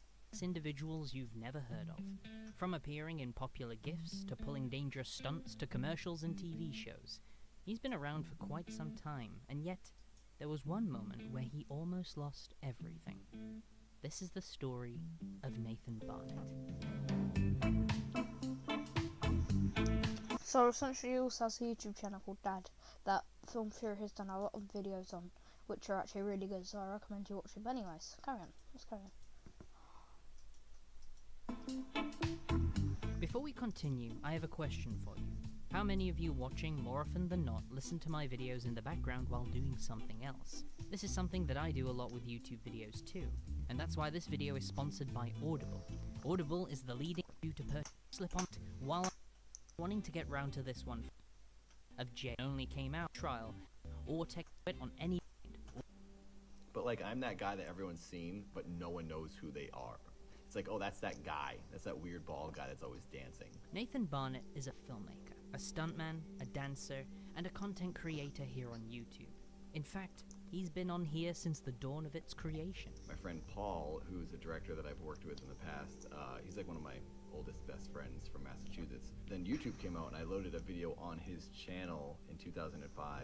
It was a cartoon that I made called Barricade, and that was my very first upload, like first year of YouTube. And then I started my channel in 2006 because he didn't want to keep loading my videos to his channel. I didn't make a channel because I didn't understand. I actually mailed him a CD too with the QuickTime on it to Massachusetts from California, and he loaded that as my very first video. And then after that, when I had made my channel, I started loading my videos in the Santa Monica Public Library on the computers at the public library because I didn't have a computer with the internet. After uploading to YouTube for only a month, he found instant success, his first viral video being a clip from a short film he put together called We've All Got Problems.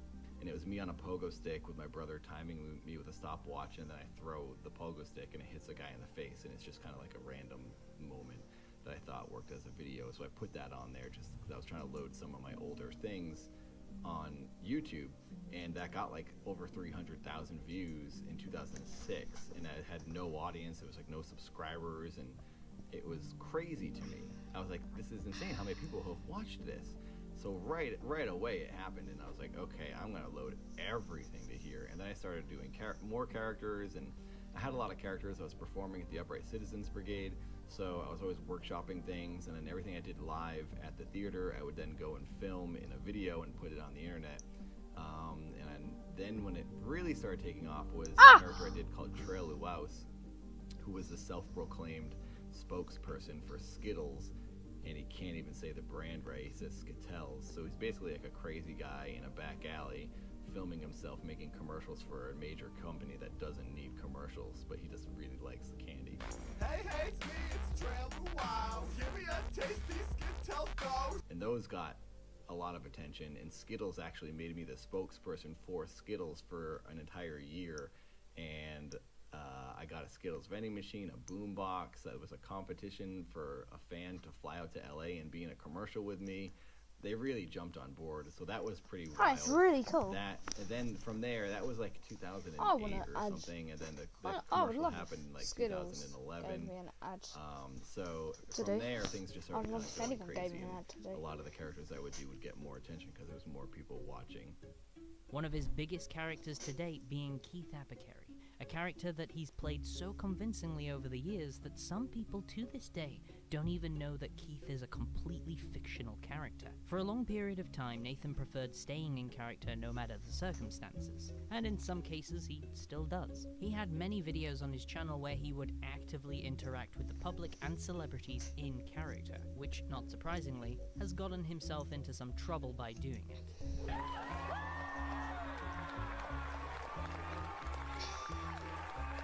I've seen this clip, apparently Matt that was there as well. No, sorry, wrong clip. Okay, everybody. Let's take it easy to Keith Apicary. I'm so hard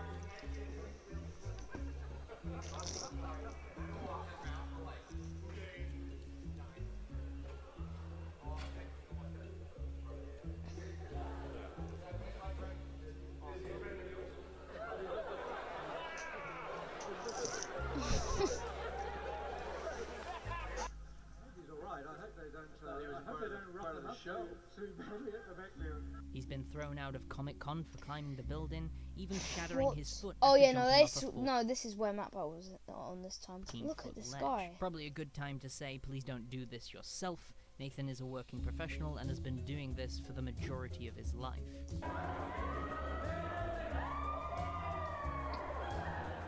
Oh!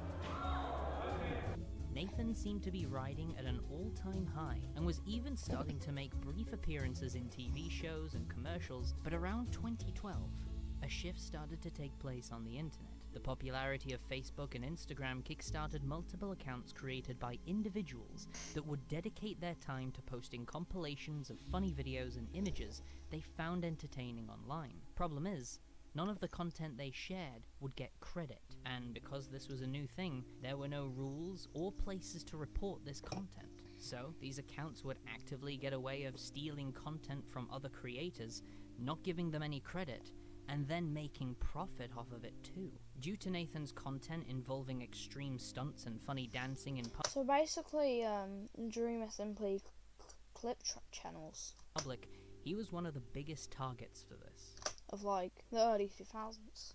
When I started making music videos is when things started getting stolen, because bands and DJs and different labels and music labels would take their own music and put it underneath my visuals, and they'd load it to Facebook where no one could really like copyright claim it and grab it.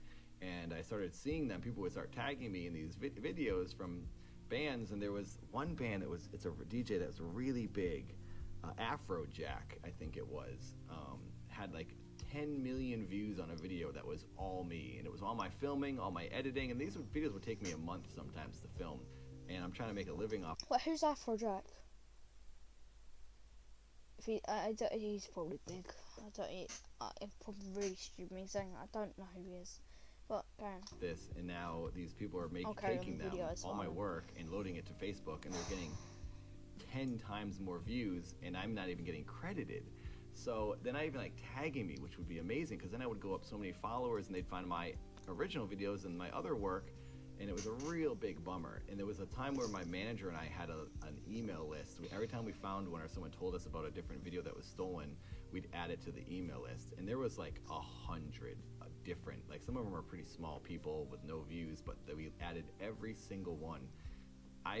My videos have been stolen, I swear, more than anybody. And it wasn't even the dance videos, it was just like my physical comedy montages, GIFs of me like falling downstairs.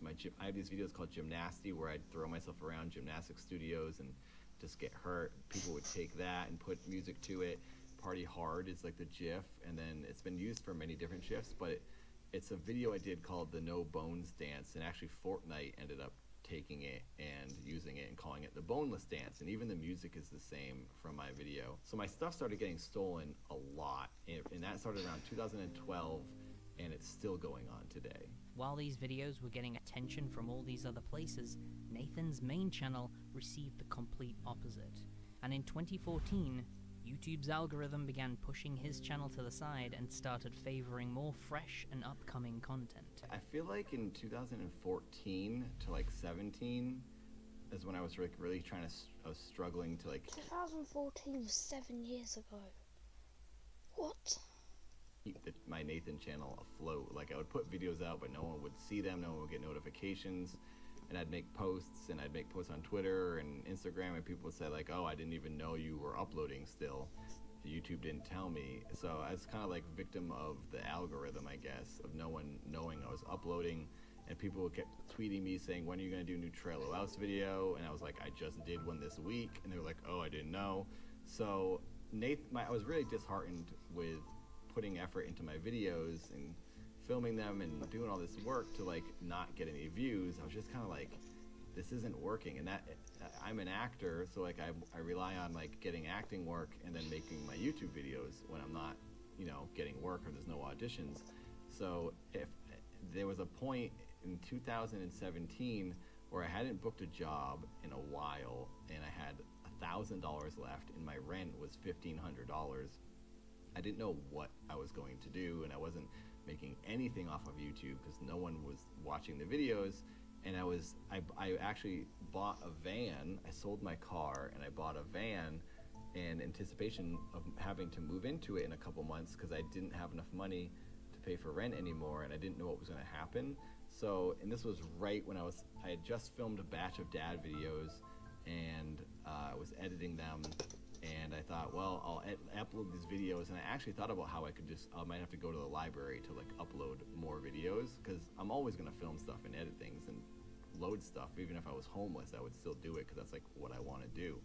But I had it all set up so that I could live in my van. And my brother Seth actually lived in a van for a couple of years. Granted, he parked in front of our apartment and would come in, but living in a van wasn't like a weird thing to me because my brother did it and I saw how it could be easy to do if I needed to. So I was fully prepared to move into my van. I had a bed and I had everything ready to go in case I had to move into it. Bad. While coming incredibly close to losing his home and having plans to move into his van, Nathan finally got round to uploading a project he'd been working on for a while. I wanted to do something different and something that wasn't as comedy driven, but I was also so frustrated with what these people just taking my stuff. I thought it was kind of a good concept for a story where people knew, this is like my audience knew that my stuff was being stolen all the time. It was like something I was always complaining about, and they would help me, you know, tag me in things so I could at least get credit for stuff. So I thought, what a cool way for me to start a story if I said, hey guys, it's still happening. Someone went really far this time and they started deep faking me completely, and they're making a whole series with my face. I thought that would make people really want to watch this series, to keep their eye on it, to be like, whoa, this is actually pretty impressive that they could steal this guy's face, and I want to watch it to see what they're going to do. The main focus of the project was around a stereotypical American family, quite literally, to the point where most of the characters don't actually have real names and are only referred to as their role in the family. Dad is called dad, daughter is called daughter, mother is called mother, and sometimes wife. The main story behind it all was that Dad was a robot created by the wife, Cheryl, to be her cash cow and make money online to fund her science experiments, because she was the only one out of all of them that was real, that and the neighbor. Originally it was going to be just nothing, Nathan had nothing to do with it. It was going to be, Cheryl made these robots to, you know, be this like dancing monkey on YouTube, this like wholesome, you know, appealing, funny guy, like a sitcom. Like there's always like the goofy dad and then there's like the attractive wife, and that's kind of like what they always do in sitcoms. So I was using that mentality where I had my friend Erica, who's like really a pretty woman, and I was like, well, this will be funny. I'll just take the whole sitcom trope and angle and do that. But then I had to add the Nathan thing into the story because everyone was so confused by what my marketing ploy of them stealing my face. So I added Cheryl tried taking Nathan and mind controlling him, and it didn't work. So then she had to make bots that looked a lot like him because Nathan's mind was too strong. After incorporating more cryptic stuff into the channel, he was then covered by several other YouTubers that talked about strange stuff online, which brought the dad story to a much bigger audience that Nathan was not expecting. There was more activity on the dad channel with 5,000 subscribers than there was on my Nathan channel with almost 400,000. And then when I started like getting the full videos uploaded, my ad revenue was going up, and I had the Nathan channel and the dad channel now, and it literally saved my life, and I didn't have to move out of the house. So that's dad saved me. Dad saved. Yep. He's never gonna let you live that down. Nope. Not only has Dad saved Nathan's life, but it's given him the platform to experiment with different projects that he's wanted to work on for quite some time. Now he makes music, he live streams, he's even started his own investigation series called Reality, which is a parody of videos like mine and Game Theorists, where he makes up theories about other YouTubers and other stuff that he just finds interesting. I get a lot of people saying they don't watch Dad because it's too much story to keep up with, but the truth is, most of the content on Dad doesn't really connect to each other anymore. Dad is more of a YouTube personality that Nathan has created for himself, which is kind of genius when you think about it, because now he can pretty much have that second chance that he's been looking for on a completely new channel. Paper, coffee cup, and eternal dedication to the corporation. This may be my last video on Nathan and Dad, as I don't feel like there's any more to really say. I think Dad is an interesting channel, but I also feel Nathan's life has been an interesting roller coaster that shouldn't go unnoticed. We tend to hear a lot of success stories around YouTube, and while Nathan's is still a success story, it does kind of address some of the hard times that we don't always see people go through. Not every YouTuber is in that 1% that makes millions. Some can struggle to barely make even. I wish the best to any of the creators out there that are going through what Nathan went through or worse. I hope one day you get your second chance too. How did he do that? That is actually Take care, scary. everyone. What? I'll see you in the next video. That's a good story, but that is scary. How the hell did he do that? What is Gemini Home Entertainment? Let's see this. No, I'm not giving you a free plug. Not today, big business.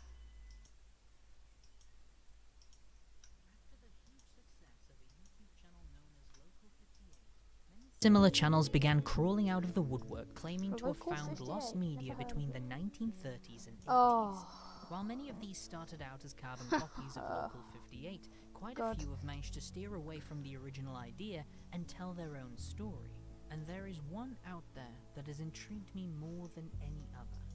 It includes strange videos disguised as documentaries found on VHS tapes, along with its very own video game that is free to play online.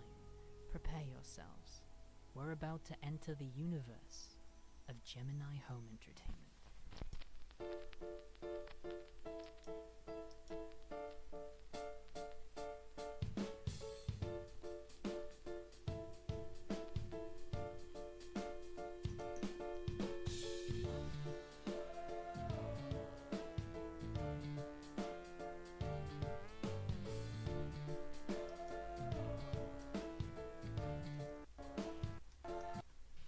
Weirdest Animals, a documentation of strange animal life found in the American state of Minnesota. The greater prairie chicken. Native to central North America, greater prairie chickens are well known for their prominent air sacs and protruding ear-like feathers. Air The burrowing sacs. owl. Once found all over the Americas, this small critter is now far more elusive. As their name suggests, these creatures create large burrows for their nests instead of creating ones in trees. All seem to be going well for the first couple of animals, but then we get to Animal 3. Woodcrawlers. Found all over North America, these animals are excellent hunters, being able to tread most terrain without making a sound. Their preferred nesting locations are inside of the homes of large families, where large swarms can adapt easier. You will hear screaming.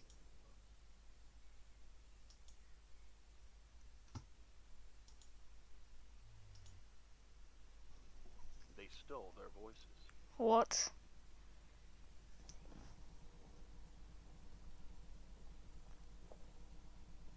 The video continues with someone recording a family from outside of their home, but just by looking at their stances and the strange movements coming from their mouths, something is clearly wrong. This isn't a home belonging to humans anymore. It's a nest.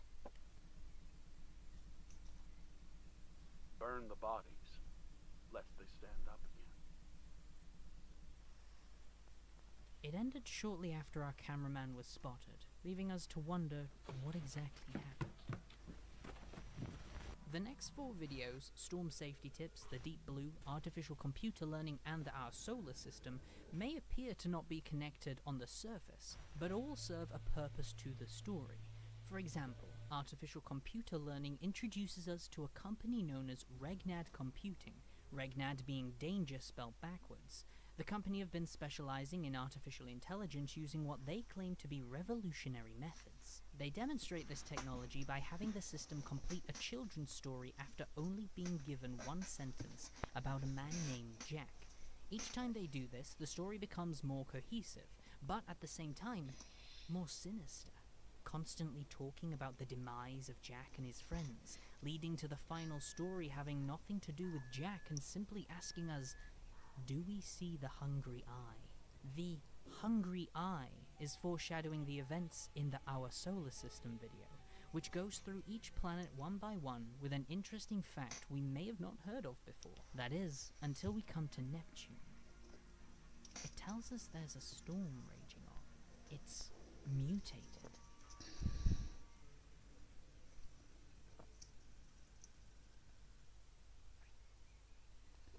We then cut to a planet that isn't even part of our solar system, known as the Iris, telling us that it's with us now. laughing at us, before featuring something beam off of Neptune and head towards Earth and the rest of the planets within our solar system. On the Deep Blue video, we learn about the ocean and the dangers found beneath. One place in particular they like to point out is the Demisia Tunnel found in the Marianas Trench, hinting towards something living down there beyond our nightmares. Nothing can live inside the Marianas Trench. This isn't as good, to be fair. I'm gonna be honest, that one wasn't as good.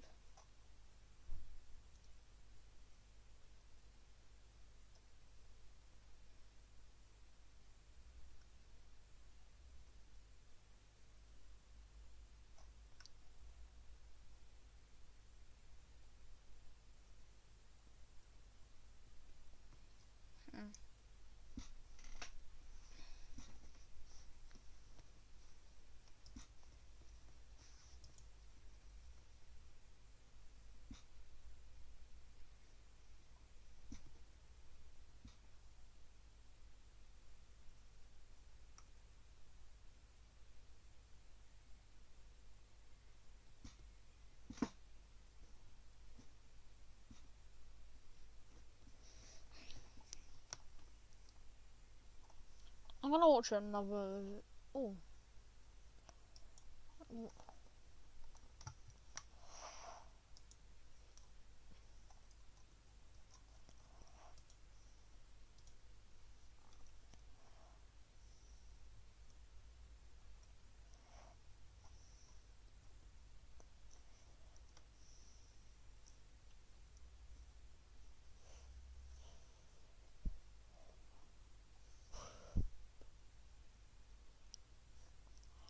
Let's watch this.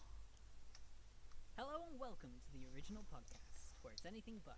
I'm your host, Jamie from Inside a Mind, and my co-host is Eric from the Looney Turtles. Hello, everyone. You kind of tripped over that word. I did, but I thought I just got away with it, and no one would notice. Nope, I'm calling you out.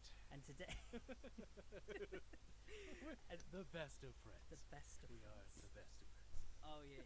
Just never gonna I let... don't think I can react to a podcast. No. It's like unreactable, really.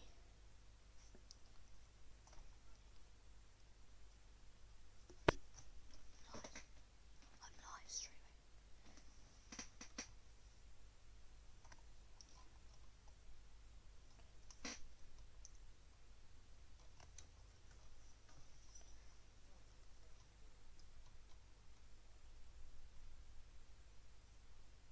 Let's roll for this. Just a game.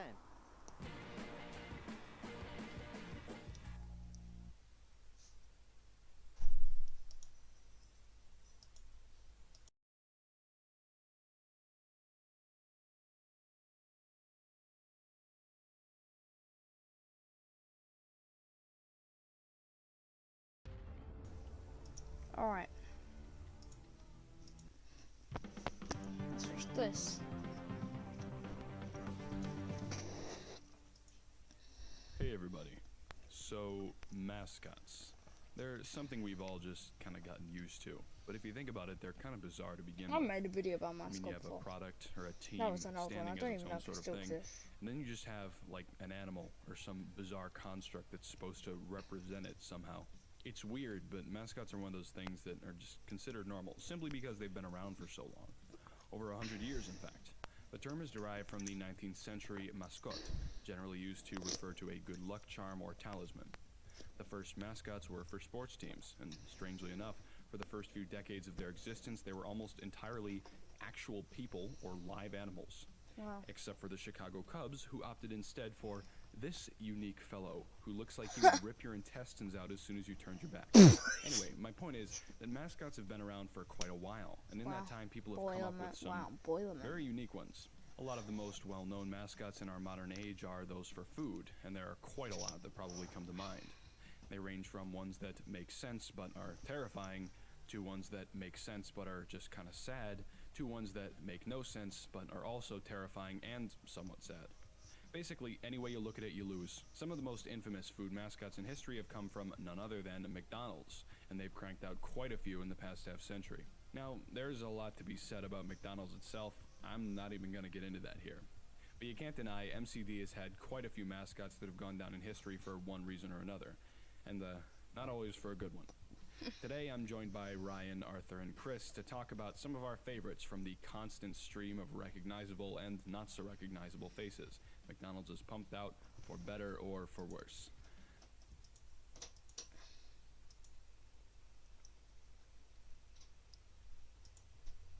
Let's get into it.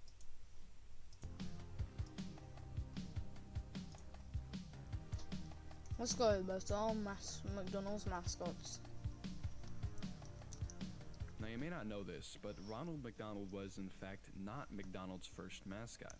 In fact, the chain technically existed for over 23 years before the enigmatic burger clown first made his appearance on Washington, D.C. television back in '63.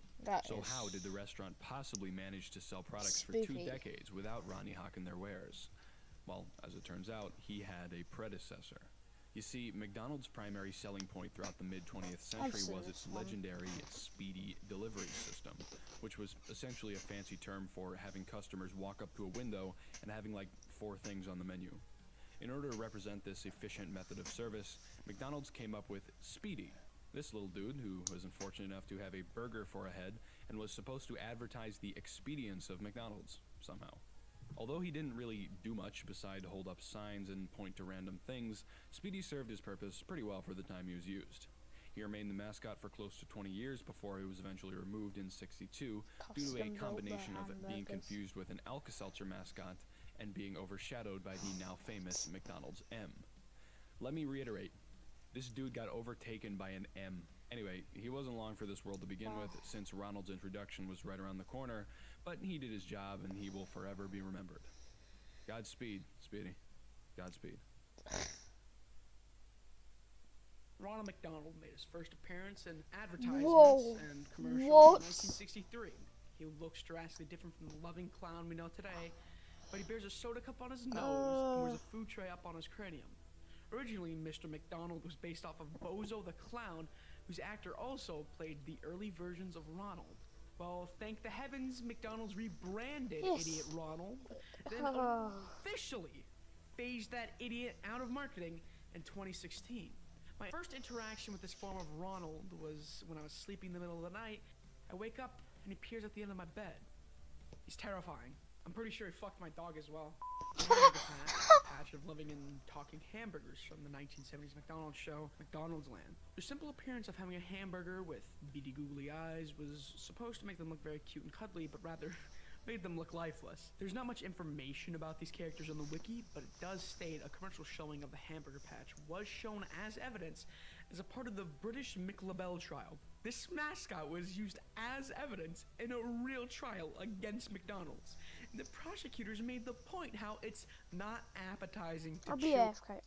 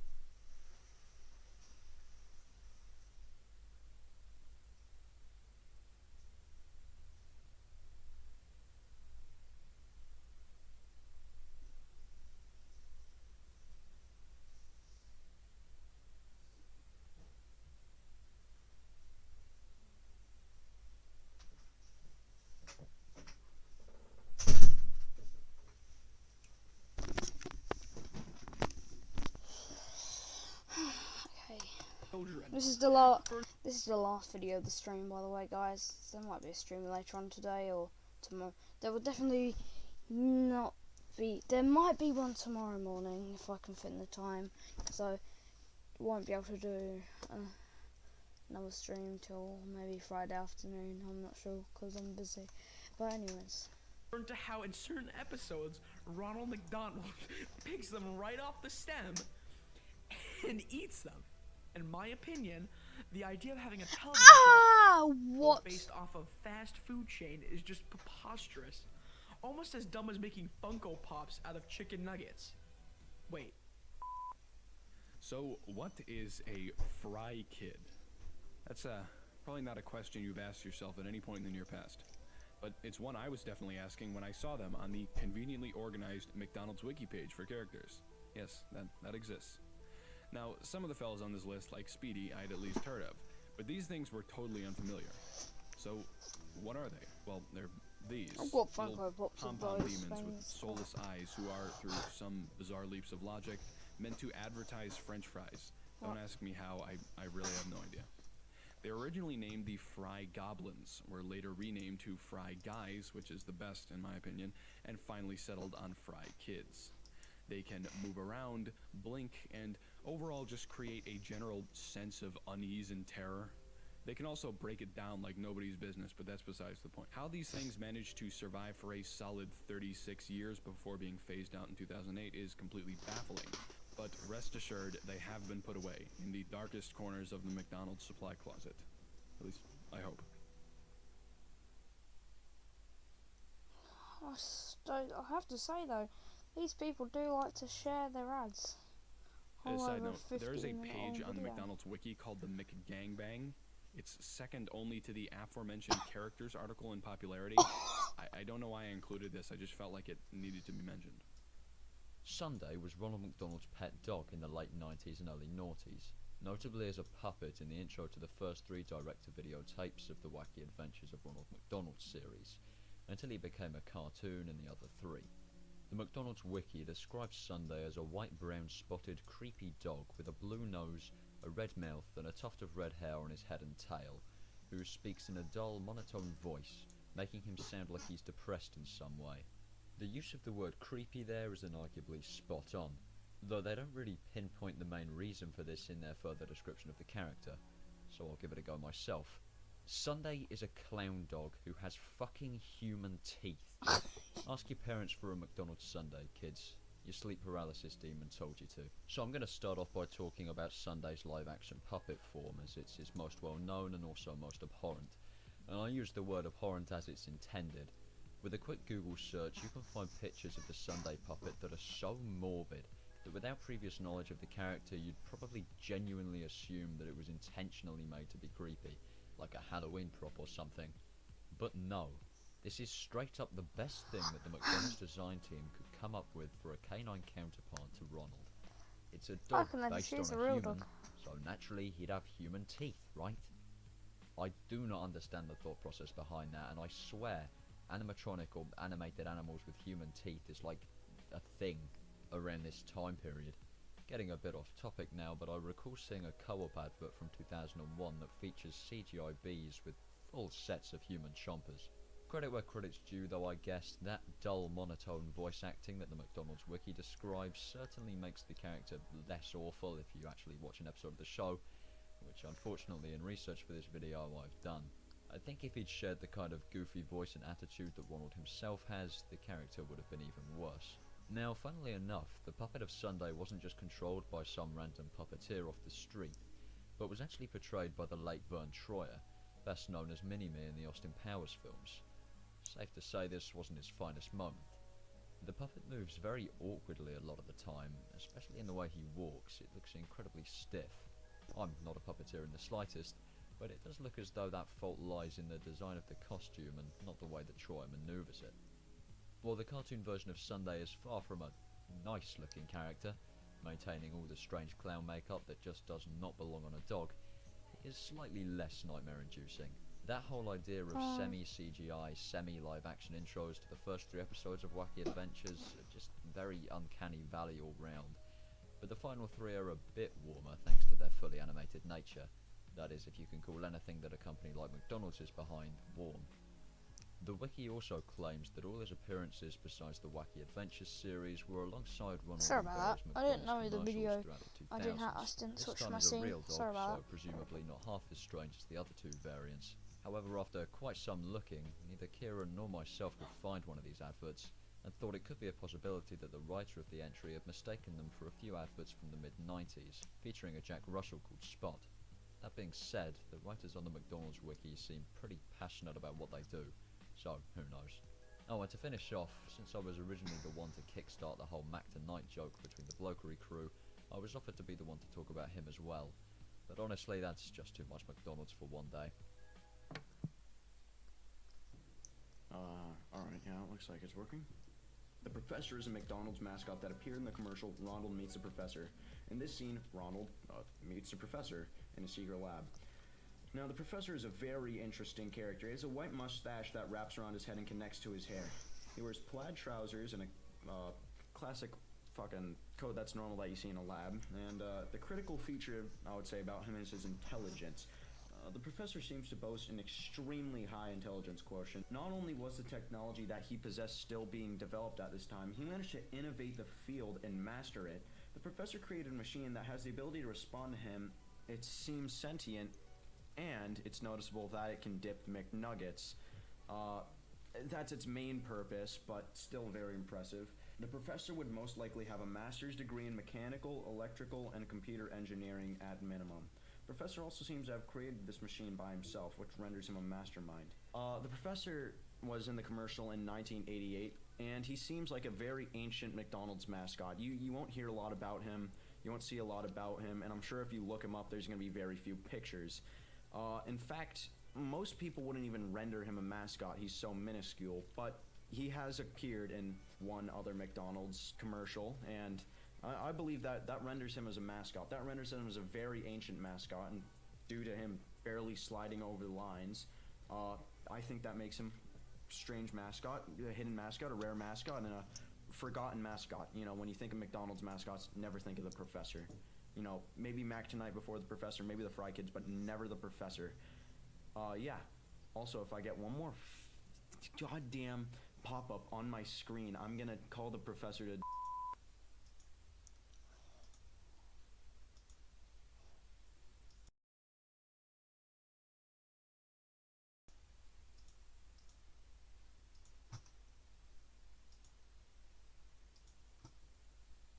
I'm just doing something, guys.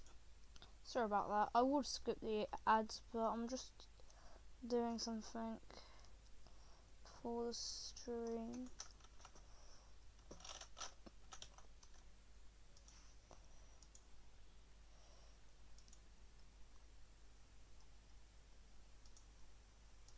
Sorry about that.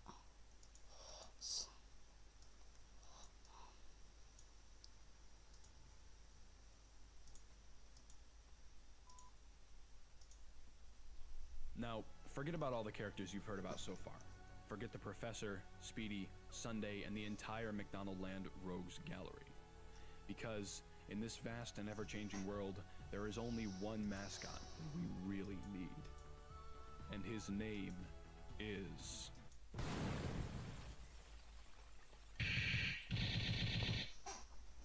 Picture this. The year is 1986. You're settling down to watch some late-night TV. You're hungry for a dinner of dubious origin and loaded with preservatives, but you just aren't sure where to head. Then, suddenly, in the flickering light of your CRT screen, you see him, rocking a pair of shades and playing a probably copyright-infringing tune on piano. He soars over the skyline on a comically large Big Mac. He comes bearing tidings of good times and great tastes in a far-off land of golden lights. The clock has struck 6:30, and you know exactly where to head. Mac Tonight was created in the mid-'80s to promote McDonald's post-4 p.m. dinner business, promising potential customers a wonderful time if they head down to their local McDonald's after dark. The character was played by Doug Jones of Pan's Labyrinth, Hellboy, and Star Trek fame, and boasted a classic and instantly memorable moon-shaped design. The ad campaign was a major success to such an extent that 1,500 people attended a Los Angeles McDonald's for a chance to see a dude in a suit back in 1987. It seemed Mac was a perfect fit for the chain's dinner specials. Unfortunately, though, all good things must come to an end.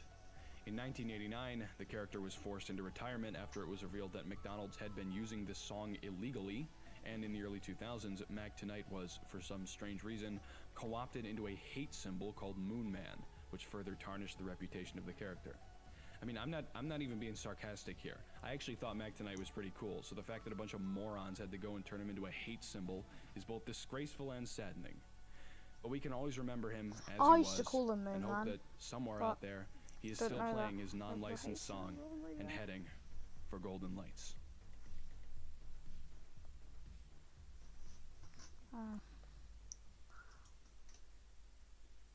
In recent years, McDonald's has dropped virtually every character on this list, with the exception of Big Ronald himself at points, and these grotesque box creatures.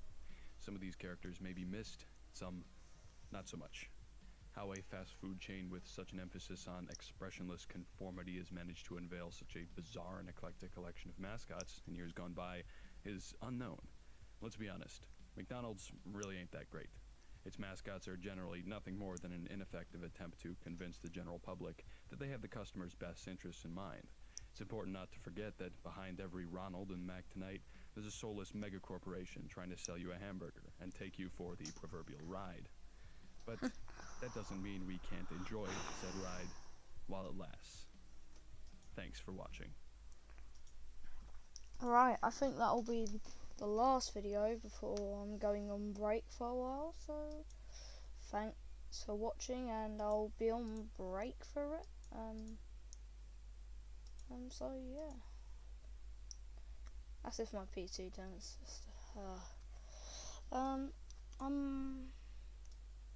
Well, yeah, I'll be on a break for a bit. So yeah, I'll join back if I start stream, or the stream just ends. It's probably me can't have no energy to stream anymore. So yeah.